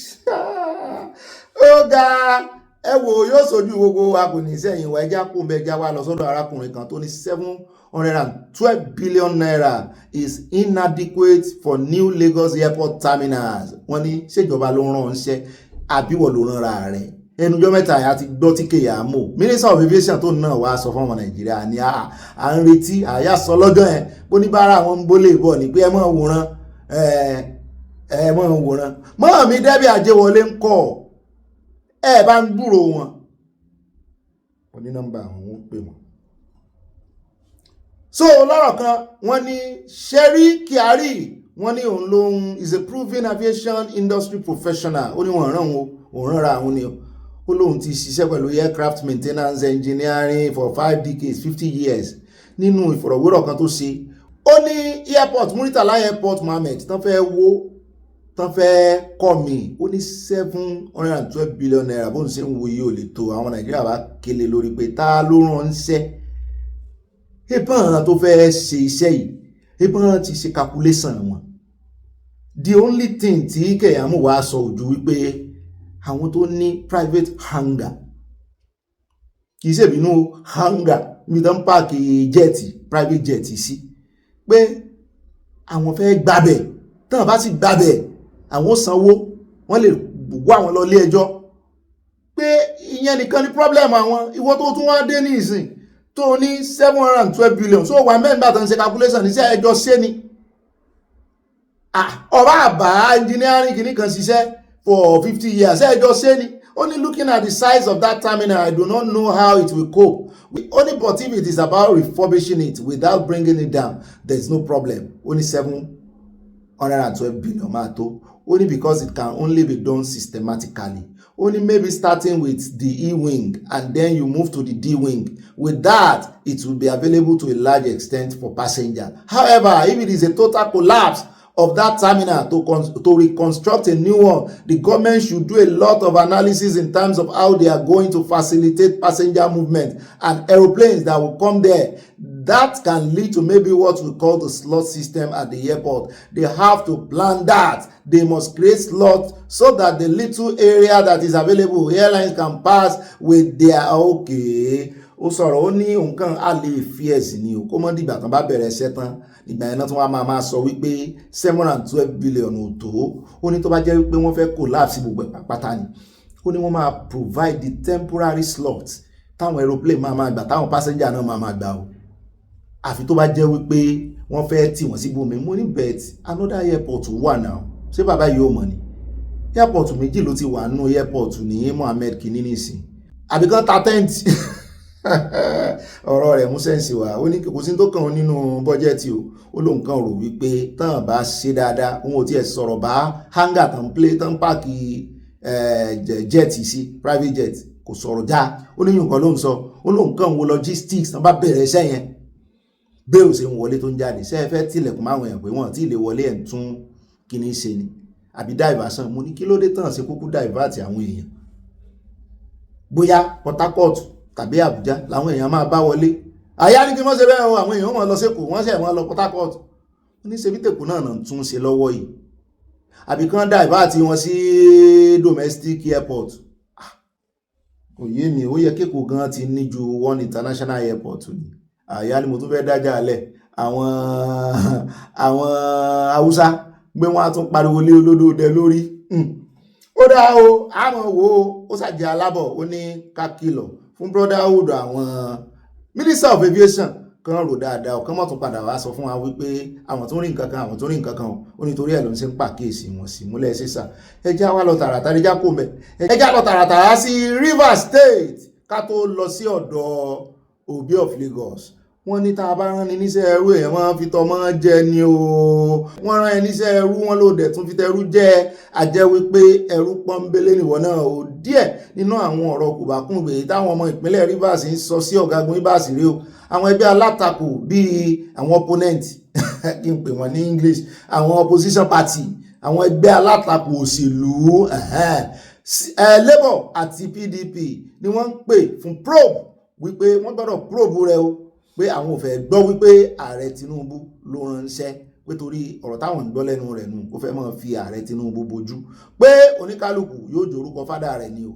Òfin mú everybody pé àwọn tó ló ràn níṣẹ́ gan-an pé wọ́n ní excuse pé torí tọ́lọ́run bá rán èèyàn níṣẹ́ tó rán gbogbo àwọn èèyàn níṣẹ́ gbogbo wọn náà jèrè rẹ̀ wọ́n ní gbogbo alájèrè iṣẹ́ tọ́lọ́run rán wa ó ránṣẹ́ sílé ayé ni. Wọ́n ní ọ̀gágun Ibas jọ̀wọ́ kó tó ṣe báyìí sí ìpínlẹ̀ àwọn. Wọ́n ní àwọn fẹ́ rí àkọsílẹ̀ bó ṣe náwó sórí àwọn pírójẹ́tì tó ló ṣe. Wọ́n ní kọ́lọ́ máa yẹ kó di woro sí woro fún ọ̀gágun Ibas yìí o torí tó bá rò wípé òun lè fi ààrẹ Tinubu bojú yóò lé o. Èyí ọ̀gá rẹ̀ kejì rèé Wike àti ìgbúrò rẹ̀ o. Wọ́n ní ó sì ń du ẹ̀mí ara rẹ̀ òun ní ṣé lóòótọ́ ẹ jẹ́ á gbàdúrà fún Wike o ẹ̀díjú kí lẹ sọ. Kí mọ́ waste time wí. Ó dá Ọlọ́run mú lára dá. Súnmọ́ ibi tá a lajú sí àdúrà tẹ́ ẹ̀jẹ̀ àgbà ẹ mọ̀ ìgbà náà kan ibi tá a lajú sí ọ̀dọ̀ arákùnrin kan ni ògbóǹtarìgì agbẹjọ́rò tó tún jẹ́ ajàfẹ́tọ̀ọ́mọnìyàn ló ṣèkìlọ̀ èyí fọ́nrán rẹ̀ wà ẹ bá ń tẹ̀sí ilé agbára pápápá àròjọ mùsùlùmí. When the issue of suspending the governor came up, I think people call on me, oh, President Jonathan, oh, President Obasanjo, you should say something. The key actors in Nigeria, from executive to the legislature, luckily Senator Binta and others are here, and the judiciary did not the correct thing to do. But they are refusing to do it. They are pretending to sleep. And waking such a person is extremely difficult because the person knows the right thing. A clear abuse of offices, clear abuse of power, clear abuse of privileges. For the period you've been in office, please do well to give the people of Rivers State accounts on how you spent our money. Because your being in office stagnated the Ring Road project, Trans-Calabari project, and many of the projects. In fact, Rivers State was in a state of comatose since you came into office. Oh no, let's go. Ẹgbọ́lẹ́nu Jonathan, ẹgbọ́lẹ́nu arákùnrin ògbóǹtarìgì tá a sọ wípé gangan ní ó ń fún ẹ̀lẹ́kìnní tí ń bu epo síná wípé àwọn ò ní gbà ó di dandan ó pòdúùsì bó ṣe ṣe ìjọba àìmọye nǹkan ló ti bàjẹ́ lábẹ́ ìjọba oṣù mẹ́fà mú ni oṣù mẹ́fà náà ti yá a pé nù àṣẹ tó ń tán lọ́dún eégún owó gíragíra àyà ní kí n mọ̀ sọ bẹ́ẹ̀ o pé láàrin oṣù mẹ́fà yẹn wọ́n ń kan lẹ̀ gan pé àìmọye nǹkan wọ́n ti fa àwọn èèyàn jígẹrẹ gbogbo ibi tó bẹ́ẹ̀ kí wọ́n dúró sí wọ́n á ní tìrúkẹ náà ń kọ́ báyìí jáà ní gbàgbà ó dẹ̀ já wá jọ lẹ́nu Ṣẹ́gun Sówùnmí táwọn èèyàn bìlíìfù pé olóòtú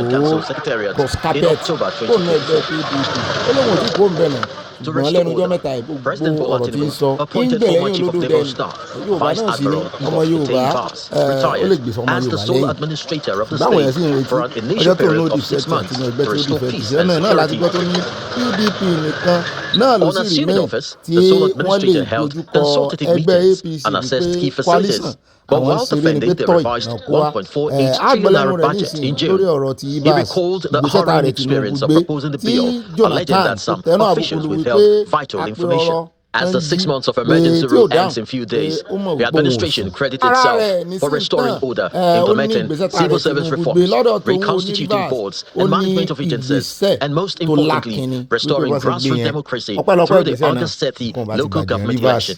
The Nigerian nation is a very chatty nation, and therefore people make light of serious situations.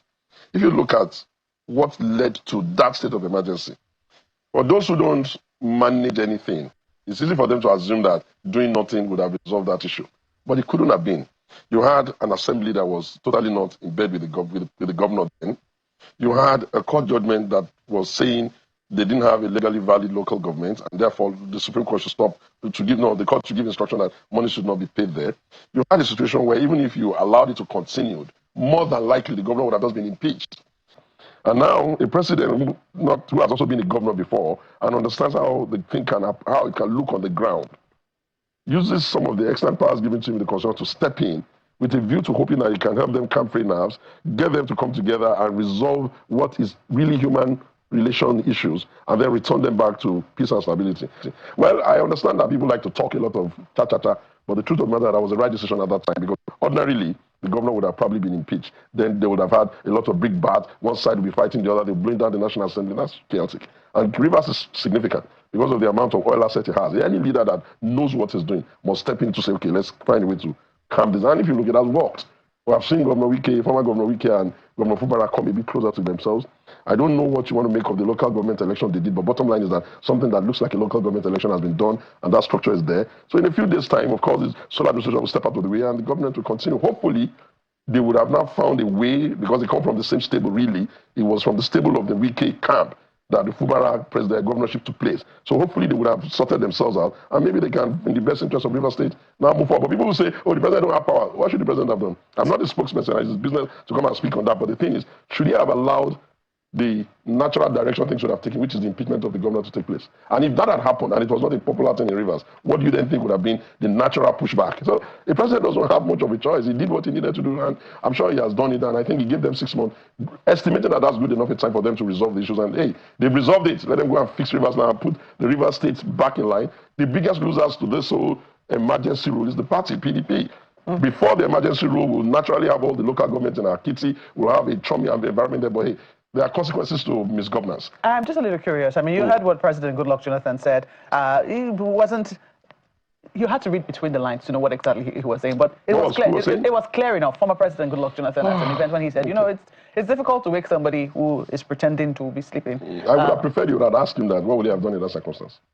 Because in the circumstance when the majority of the assembly was no longer with the governor and they had gone to court and the court had found that assembly, would he not have imagined that they would have impeached the governor? Ó náà lẹ́sìn bọ́ lẹ́nu bàrà Ṣẹ́gun Sówùnmí wọ́n sọ̀rọ̀ bí ẹni pé ọmọ ẹgbẹ́ PDP làwọn ṣùgbọ́n wọ́n sì ń jẹ́ ká mọ̀ páwọn rí mi bẹ́ẹ̀ ṣùgbọ́n gbọ́ àwọn tó jẹ́ ti PDP gan wọ́n gbèsè wọn lẹ́yìn ààrẹ Tinubu náà ń gbèsè lẹ́yìn lóòótọ́ kò sẹ́ni tó ní ká ààrẹ Tinubu mọ́ declare state of emergency ṣùgbọ́n wọn ní agbára láti step down governor. Kí ló kàn pẹ̀lú pé àwọn láti step down governor ń tẹ̀ lágbára rẹ̀ tẹ̀ wá lọ́wọ́ agbára torí pé ẹlẹ́fẹ́ gbèjà gómìnà pé kọ́ mọ́ bá impeach ẹ̀ tó bá ṣe ń tó wà impeachable kan impeach ẹ̀ sóhun tó dúró tó gbẹ́jọ́ lọ ilé ẹjọ́ ṣé bẹ́jọ́ wà nílé ẹjọ́ kò tí mọ̀ wípé ó lè lead sí impeachable or no impeachable. Ẹ̀yin ò bá fi ilẹ̀ kílẹ̀ ó tọ̀yìn wá pé kẹ́ gbèjà àwọn pé àwọn fẹ́ impeach òun ẹgbà àwọn o ṣebí tó bá tọ̀yìn wá ìyíhùn ní ẹ ṣe ní kíní ìyíhùn lẹ́sẹ̀ ràn lọ́wọ́ pé ó dáa o jẹ́ àdọ́gbọ́n báyìí yóò sì mọ̀ sí ṣùgbọ́n eléyìí tí yóò mọ̀ sí tó jẹ́ wípé ẹ̀yin lẹ́lẹ́ẹ̀dọ́gbọ́n ẹ̀ tí ò sì sí agbára gẹ́gẹ́ bí àwọn ọ̀mọ̀wé àwọn sáànù ṣe tẹnumọ́ wípé kò sí agbára fún ààrẹ orílẹ̀-èdè Nàìjíríà láti sọ wípé àwọn suspend ẹni tí wọ́n yàn bíi tiẹ̀ náà wọ́n dìbò yàn yín náà ní bí wọ́n ṣe dìbò yàn Fubara tí gbogbo yẹn ti lọ sá Ṣẹ́gun Sówùmí tó tún wú síta lẹ́yìn ìgbà tí gbogbo nǹkan ti yanjú náà ni àmọ́ nǹkan fẹ́ gé níbẹ̀ wọ́n láwọn ìṣàgbẹnusọ fún ààrẹ Tinubu ṣùgbọ́n ó dájú gbogbo àwọn èèyàn ló sì mọ̀ wípé àwọn àti Reno wọ́n wà nǹkan kan Lasso Rock. They tried to do that and make that separation. Look at who owns the state assembly. You know what happened. You don't want to do what we want to do, then impeachment comes in place. This is not our agreement. This is what we don't want to do. Look at it. At the end of the day, they've lost 6 months of the both party. Have lost 6 months of it. So the governor has to fall in line. But the only problem here is that the governor himself, those that supported him, he has thrown those people away for him to align back to his previous structure. So there is no way he can separate himself from the FCC minister for him to complete the because what we are talking about, we are getting into election period now. You like it or not? From now to December, we're talking about primaries here and there. So they don't even have more time even for development aspects in the River State again. Because for the past 6 months, the sole administrator did not do one thing in that state. One project, ongoing project. But now the question here is that what did the administrator do with all the monies were not even given to Fubara? What did he do with all those money for the development of the state? That's why I said he has taken, the administrator has taken the state back another 10, 20 years. The feeling is this, that the president is the one that declared a state of emergency in River State. It is the president that suspended the democratically elected governor, Governor Similayo Fubara, in River State. Therefore, the preparation, so to speak, as IBAS is carrying on, is for me and for a lot of Rivers people, is neither here nor there. Has the president of Nigeria declared that he is recalling Governor Similayo Fubara on the 18th of September 2025? No, he has not. So all these preparations is based on the fact that the Federal Capital Territory Minister, the former governor of Rivers State, announced after the local government elections that now that the local government election has been held, that the governor is going to be returned. I do not see it like that. We have been calling for the return of the governor of Rivers State from the moment he was declared suspended by the president. The fact that I hear IBAS making the statements he's making at the Thanksgiving, so to speak, and saying that he is giving thanks that democracy is returning to Rivers State. I don't see how he can give thanks that democracy is returning. He is still in Rivers State Government House. He is still the unelected person that is representing the federal government in Rivers State through the suspension of the governor of Rivers State. So no, I don't know. Definitely some people are excited, but also it must be taken that some people are not excited until they see their governor return to government house. ṣé wàá gbọ́ ti pín yẹ́lẹ́yẹ́lẹ́ ara àwọn ọmọ Rivers gangan rèé olóko èèyàn ńlá ni mọ̀mọ́ yìí àti wípé àwọn wà lẹ́yìn Fubara bí gba ẹ̀kẹ́ ti fọwọ́ ti lé tí gba aláàmú ń fọwọ́ ti ògiri ṣùgbọ́n wọ́n ní Fubara ti dà wọ́n nù ó ti yẹ̀ wọ́n sẹ́gbẹ̀ẹ́ òun náà ó fẹ́ fara mọ́ Wike padà tó rárá àwọn tó jà fún rèé so òun náà lẹ́sẹ̀ ń gbọ́ lẹ́nu mọ̀mọ́ yìí ní ìsìn arákùnrin tó kọ́kọ́ sọ̀rọ̀ wọ́n ní Rivers wọ́n ti dá Rivers padà pé Ọlánrẹ̀yìn ni ọ̀rọ̀ Rivers ní ìsìn lágbà tí IBAS ti wà ń bẹ̀ mọ̀mọ́ yìí náà sọ àwọn sí láwọn were excited pé àwọn èèyàn lè mọ were excited nínú wọn lè mọ dùn wọ́n gbọ́ lẹ́nu Wike wọ́n gbọ́ lẹ́nu IBAS rí i pé mọ̀mọ́ yìí náà trouble maker ni mọ̀mọ́ yìí wọ́n ló dìgbà tí ààrẹ tó gbèbèsẹ̀ tó bá sọ̀rọ̀ padà ṣùgbọ́n èèyàn kan ló ti ààrẹ débẹ̀ ẹni tó sì ti ààrẹ débẹ̀ ti sọ̀rọ̀ ó ti jẹ́ pé nǹkan kan ti ti òun náà lọ UK báyìí àti ìgbúrò rẹ̀ still ẹ̀ ń bá gbúrò Wike o àmì ìṣe o ohun rẹ̀ kẹ̀kẹ́ nǹkan kó mo bọ̀rọ̀ ṣe Wike mò ń sọ fún yín o ẹ̀jẹ̀ agbọ̀rọ̀ díẹ̀ kékeré síwájú sí nípa mọ̀mọ́ ètò náà sọ wọ́n ní IBAS ò ní lọ lásán yóò kéré sí ọwọ́ rẹ̀ gbogbo ohun tó ṣe gbogbo owó tó kó gbogbo ohun tí ò ṣe yóò sọ. The people of Rivers State expected to forget that IBAS came into Rivers State. He met our funds. He will account for these funds. he has received the funds of River State, that he will account for these funds. Nothing has gone well. River State was standing still from the moment he came into River State until this very moment that he is still in River State. He is still in River State. The governor of River State is still suspended. Today is the 14th. When the 18th comes and the governor of River State is no longer suspended, then we know that we have our governor back. The truth of the matter is that Iba's arrival in River State has set River State back the quality of governance of several years, as far as I'm concerned. When Fubara came, we saw a different governance that was emerging, and that was not allowed to take root. So for it to seem as if when people like us express that what has happened as is not right for River State, it does not in any way mean that we are the ones that fermented the trouble. The trouble was never fermented by the people of, by the ordinary person of River State on the streets of River State. And so to be celebrating, if you like, that the democracy is returning to River State, then it justifies the position that we are taking, that democracy was killed in River State. Ó mà ṣe o, gbogbo àwọn tó wá ń dunnú yìí lóòótọ́ náà tí Fubara bá padà dé ṣé yóò ní agbára tó láti gbára rẹ̀ pé ó dá òun ti gbà pé eléyìí lòun fẹ́ ṣe láàsì òun ó wà bá Wike fà á ṣé yóò lè ṣé wọ́n ní fowó dùn ún àti pé gbogbo owó wọn tí wọ́n ń sọ̀rọ̀ rẹ̀ yìí tí báàsì náà ná according to bí àwọn ọ̀gá rẹ̀ l'Àbújá bó ṣe ń pa á láṣẹ fún tán instruct ẹ̀ tán ń darí boríbo pé báyìí ni ó ṣe ná báyìí ni ó ṣe ná ṣe inú àwọn ọmọ Rivers ó dùn ṣùgbọ́n ẹ mọ̀ fọ́ wọ́n ti yan àwọn èèyàn síbẹ̀ àwọn èèyàn tí ó bá Fubara ṣiṣẹ́ àwọn tí ó dáàbò bo interest wọn nígbà tí Fubara ò sí nílé àìsí nílé olóbò ilé ìdílé èkúté ṣùgbọ́n Fubara náà ti ní òun ó bàn tọwọ́ bọ àwo kan náà àwọn ò jọ jẹ àwọn ò jọ mu if you cannot beat them you join them. ẹ káàbọ̀ padà kò ní dá kí nǹkan ṣe ẹ̀mí Wike o ẹ jẹ́ á gbàdúrà fún un ẹ jẹ́ á kó mbẹ́ ẹ jẹ́ á wá lọ sí Èkó là ń lọ báyìí lórí ọ̀rọ̀ ti arákùnrin tó pera rẹ̀ ní Òbí kékeré ń ké Òbí of Lagos wọ́n ní kò bí nǹkan kan o wọ́n ní àgàn ló yà nítorí ó fẹ́ fi 1.5 billion naira palace project ó fẹ́ fi gbá àwọn èèyàn ní ó fẹ́ ṣe ìkówójọ kò ní palace bí kankan láìsepò kọ́ orí ilé sórí láìsepò káàfin sórí omi pé àwọn wò látòkèdè sálẹ̀ gan àwọn ò rí àwọ̀ Òbí lára rẹ̀ bẹ́ẹ̀ náà làwọn Ìgbò náà wá jáde lẹ́nu ọjọ́ mẹ́ta yóò wọ́n kó fún wọ́n sọ kò bá kún gbé ọ̀rọ̀ sí wọ́n lẹ́yìn ilẹ̀ mọ́ yẹ̀yẹ́ àwọn ọmọ ló ti ẹ̀dá abẹ́ ọmọ náà lànà síná ẹ jẹ́ á gbọ́ lẹ́nu bọ̀dà Jídé Òtítọ́jú bí wọ́n ṣe sọ fún wa wípé ó ti fẹnu ara rẹ̀ kọ̀ǹfẹ́ẹ̀sì wípé òun fẹ́ fi kówó jẹ ní làwọn ọmọ Nàìjíríà pàápàá jùlọ ọmọ Yorùbá náà bá ní kì í sí owó nìkan ló fẹ́ fi kó jẹ ó fẹ́ fi dàlúrú ó fẹ́ fi fa ogun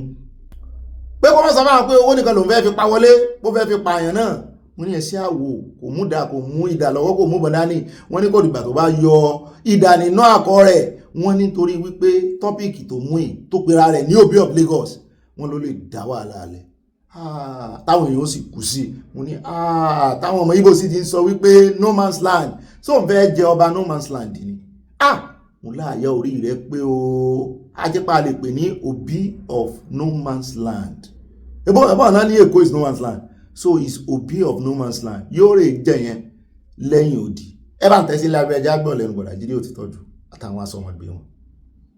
How can you wake up and you are saying you're Òbí of Lagos? On what basis? Who made you the Òbí of Lagos? What is the approving authority that decided that you are Òbí of Lagos? I fit consider Òbí of Igbos in Lagos. That's what I'm saying. You can do that because why people do that culturally? Yes, yeah. When you are in a far place, it is good for people from that same area to congregate sometimes, and then they can assist themselves and all that.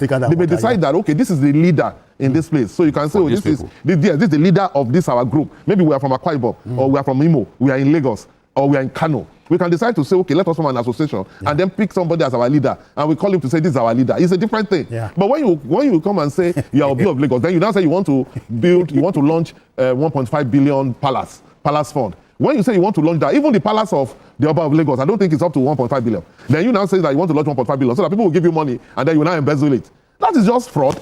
Now what Citizen said that Obi of Lagos. It's not say Obi of Ndigo. No, that's what I'm saying. Himself more like the as Oba Obi of Lagos. Yes, that's what I'm saying. That's another word.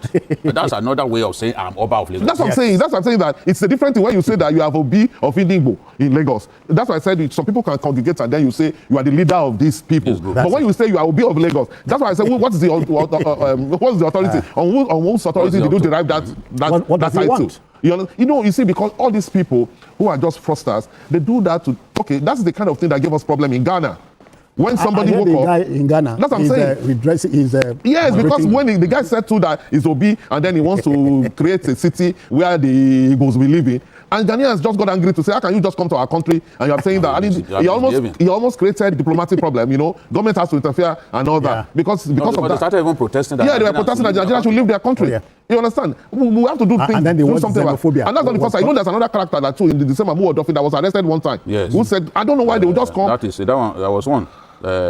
Eze Ndigbo of Ajawa Estate. Ajawa Estate, that's what I'm saying, yes. Frederick Nwajagu. Okay. So some people will just wake up and just give themselves title. No, there's no authority. It's not as if there's an authority that's giving them that title. If you are going to be an Obi or if you are going to be an Oba, you understand, government will give you staff of office. People, you will know where you derive your authority from. You'll be recognized. These people will just wake up and say, one man will just wake up and say, I'm the Obi of Lagos. On what business are you like that? And then it's good that he has been arrested. And he has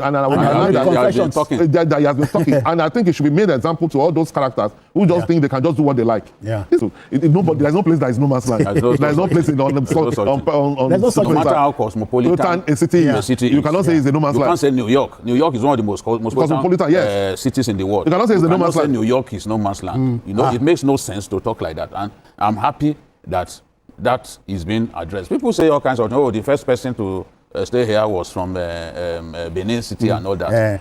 It still doesn't make it a no man's land. Yes, it still doesn't make it a no man's land. There's no such thing as Lagos being a no man's land. No. People, you come into Lagos, you are achieving prosperity in the city. Yes, everyone is jumping in to build the city. Yeah. But it doesn't mean that the city has no history. Yes, of course. Of course it has its history. Of course it does. Even when the Oyinbos came, they met people. Yes. They had a treaty with some others. Kaduna as a town, Kaduna town, compared to many Nigerian cities, is a very young environment. Okay. It's a very young town. But you cannot say that as young as Kaduna is, Kaduna town, compared to ancient cities in our country, that Kaduna does not have a history. Okay. Of course, it has a history. No matter how cosmopolitan, no matter how welcoming that community is to people from all parts of the world, you must respect the fact that it has a history and there are people who set it up and made it welcoming to others to come and live in and gain prosperity from. So saying Lagos is no man's land is nonsensical. People, anybody with a sanity in place should not be hard saying that a place like Lagos is no man's land. How can it be no man's land? Okay, so people like Tunji Bello, where would you say it came from? How can he say it's no man's land? Tunji Bello, who is now the consumer protection czar in our country, is from Lagos Island. There is no other place to which you can trace his origin.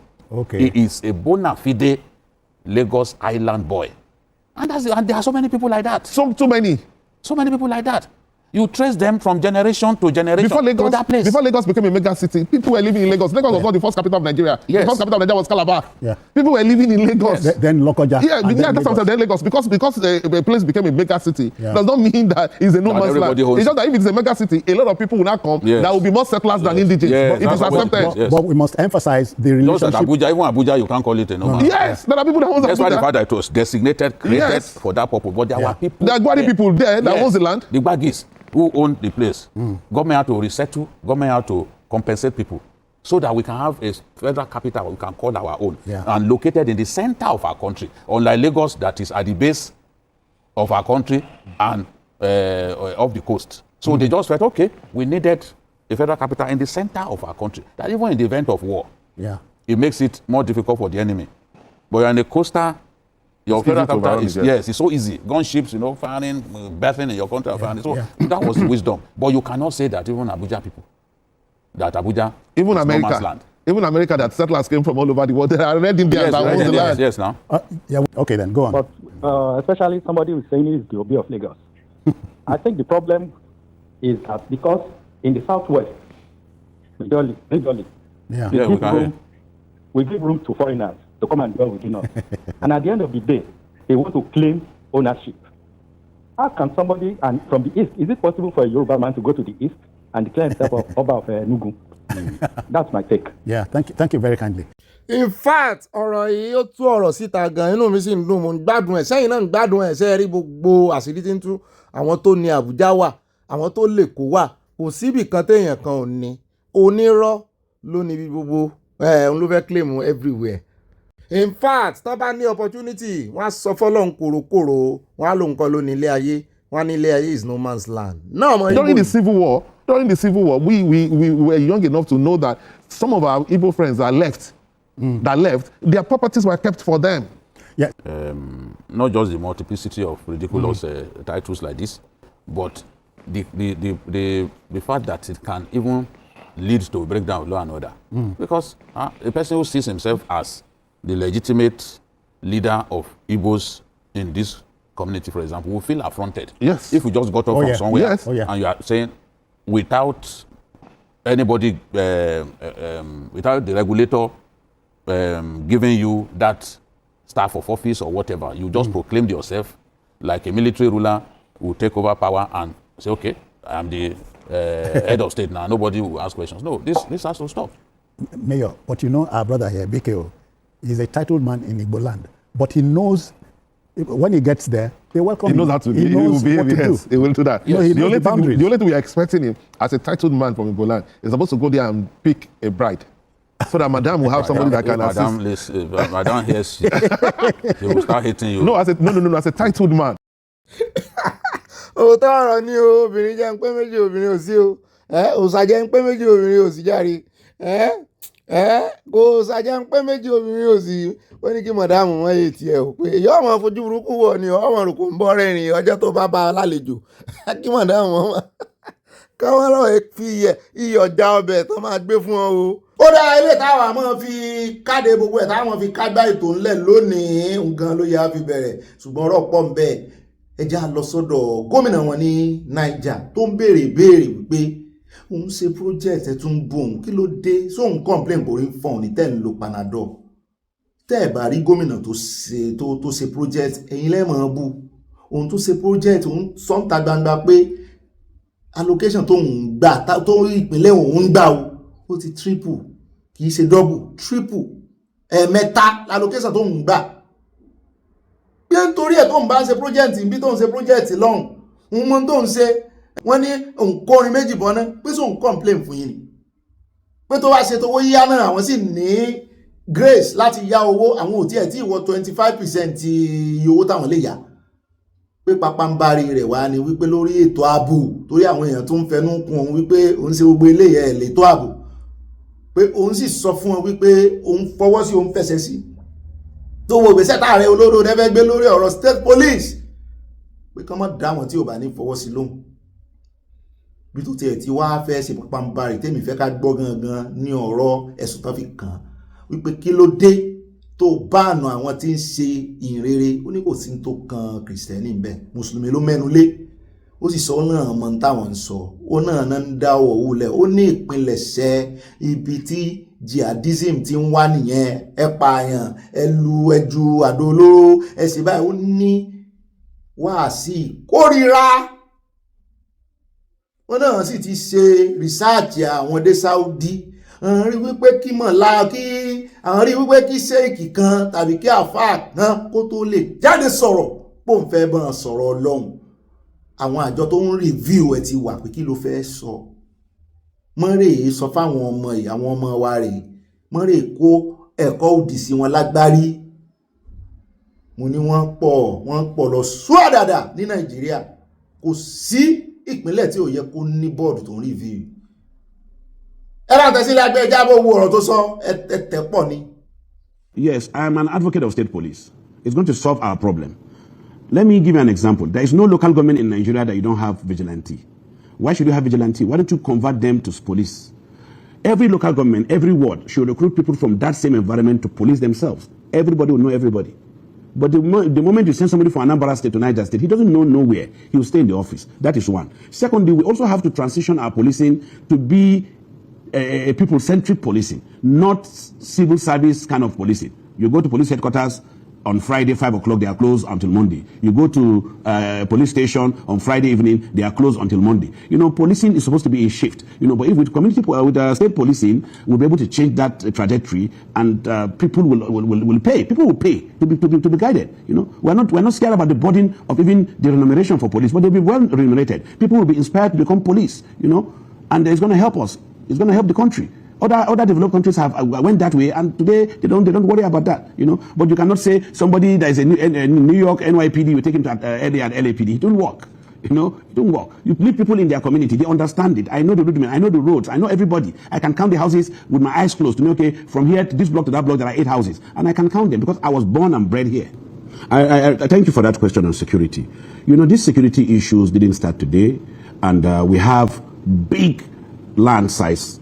11% of the total site of Nigeria is Niger State. I have a local government, but the local government is bigger than the entire southeast Nigeria. So it has a reserve there, a forest reserve there, a wildlife reserve there, and those lands have been left for a long time, and they become dangerous. So what we are doing, the initiative we are doing to clear 250,000 hectares every year, so that in the next 4 years we'll have like 2 million hectares of land cleared, is to clear these bushes where these people inhabit.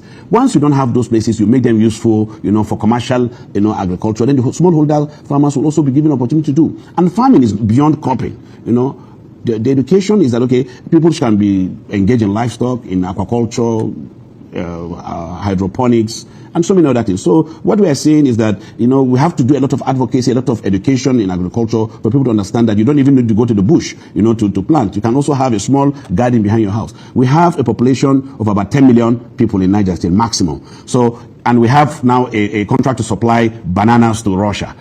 I have 1 million siblings. I will share to 1 million households. They will just plant in their houses. I will show them what to do. So once I harvest it, I export. And these people will change their lifestyle. So there are a lot of things beyond just going to the bush and clear land. So the issue of, the threat on people going to the farm, yes, the insecurity is there. But I can tell you it's insignificant. It's very, very micro. I'd like you to tell. The religious affairs said for anybody going to sermon on a Friday, he should bring his scriptures for review. And it's normal. Even in Saudi Arabia, it's done like that. We cannot say because you have been given opportunity to be a clergy, you go there and preach some gospels that are, anti-people, anti-government, and you think it's normal. I thought it was because of the fear of, extremist ideology being sold to the people and indoctrinating them. Yeah, it's in that direction.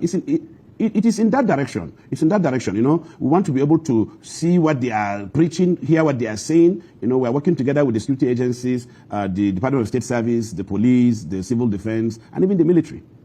Ẹ káàbọ̀ padà ọ̀nà lẹ ti gbọ́ yẹn o, ibi tó dùn mẹ́mẹ́ jù ní ọ̀rọ̀ review yẹn. Wọ́n ti kọ́kọ́ fẹ́ ṣe irú ẹ̀ nílẹ̀ Yorùbá nígbà kan náà, pàápàá jùlọ wọ́n fẹ́ sọ lórí ọ̀rọ̀ owó náà ti fẹ́ bẹ̀rẹ̀ ṣọ́ọ̀ṣì nígbà náà pé kí chọ́ọ̀chì máa declare ayé tán pa lọ́tẹ̀ yẹn máa declare ẹ̀. Àfi tán bá sọ pé chọ́ọ̀chì ò ní san tax lókù. Ló ń lo òyìnbó wọn gba tax lọ́wọ́ chọ́ọ̀chì ṣùgbọ́n ó máa declare ayé tó ń pa. Imagine kò sówó ṣọ́ọ̀ṣì nínú owó economy no tó ń fún ṣọ́ọ̀ṣì lówó. Abẹ́rẹ́ kì í rí fùbárà nígbà tó wà lórí ètò náà wọ́n kó fún àwọn chọ́ọ̀chì. Kò sí owó chọ́ọ̀chì nínú economy.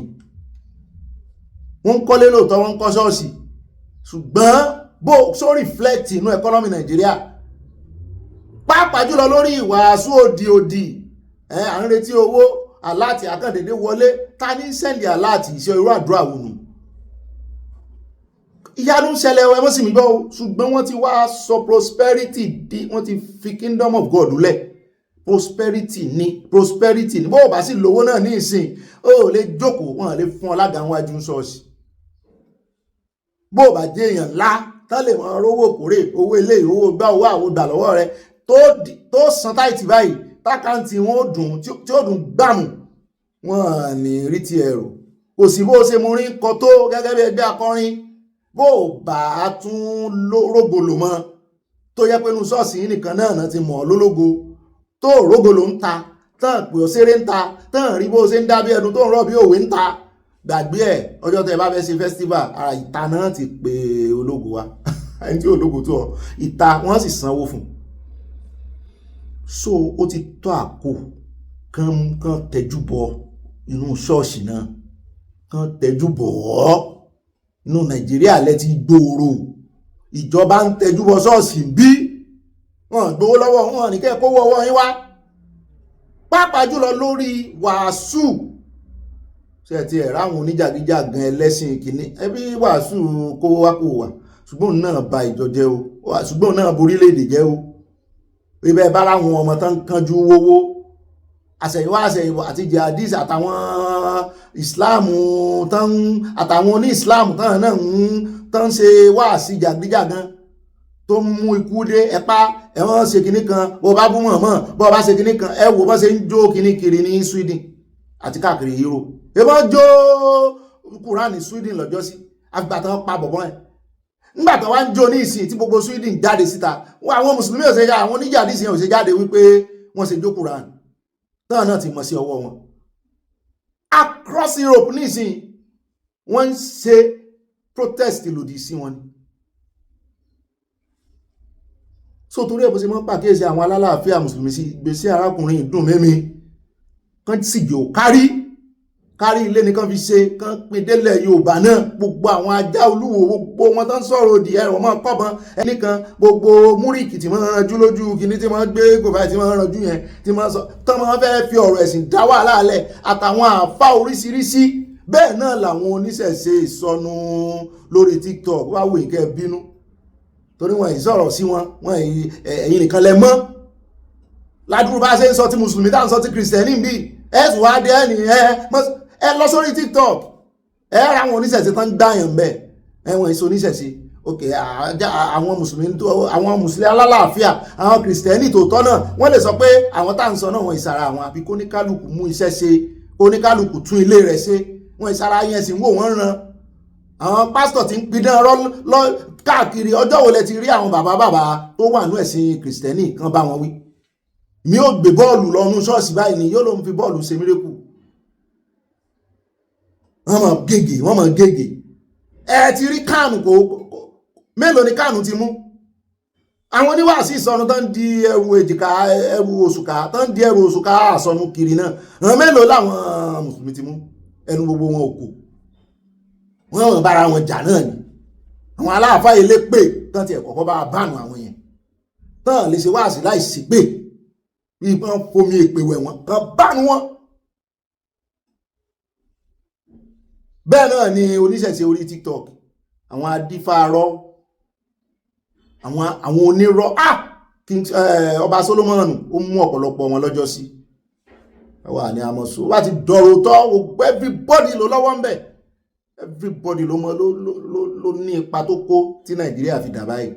Ànábì ló ti sọ̀rọ̀ ẹ̀sìn fún wa ẹ̀sìn ọ̀rọ̀ ìmọ̀ sáyẹ́nsì ni lónìí níjọ́ tá Ànábì sọ gbogbo ọmọ l'Ànábì mọ̀ papọ̀ olóòtú ọmọ ẹgbẹ́ tó tẹ́sí bá bọ́ sínú oúnjẹ yín ẹ tẹ́ wọnú oúnjẹ ẹ mẹ́jọ fò ẹ tẹ́ mọ́nú ẹ̀bà tàbámọ́là tẹ́ bá tí wá tẹ́ wá rọ ayọ́ jáde padà kẹ́ sọ́nù Ànábì nítorí pé èsì tẹ́rí yẹn ìyẹ́ kan nínú ìyapa rẹ̀ méjèèjì àrùn ni ìyẹ́ kejì tí ń bẹ lápá rẹ̀ ìwòsàn ni tí ìyẹ́ kan bá járùn tó bá ti lè rí tẹ̀mọ́nù rẹ̀ tó fò lọ o ti bí kan ti jẹ́ virus ní kan ti jẹ́ antivirus padà nǹkan kan ò lè sí ọmọ tó bá yọ sísìn yẹn dànù tó dẹ̀ jẹun jẹ rẹ̀. ó dá ara ẹ̀ náà rẹ̀ wá ní àfún yín ní sáǹpù ní ara oríṣiríṣi wáàsí tán máa ń ṣe kiri tán máa ń fi parọ́ fáwọn èèyàn rẹ̀ o ìmọ̀ sáyẹ́ǹsì ò sọ tó jọ bẹ́ẹ̀ o ní tí sáyẹ́ǹsì sọ ni pé bí eṣinṣin bá fò sórí oúnjẹ rẹ̀ bọ́ ọ bá jẹ́ ó dárúkọ àwọn àrùn tó lè fún ọ ṣé ẹ rí ó yẹ kán mójútó kínní ìyẹn kan láà ń sọ àsọjù ni ṣùgbọ́n Sowore ní agbẹnudákẹ́ ó ní àwa gan ní lọ́wọ́ ó láàdì ẹrù ó ní bó o láṣẹ mọ́ gbèsè ẹni tó ní kán mọ́ regulate preaching mo ní ṣe ibi tí Nàìjíríà dé lónìí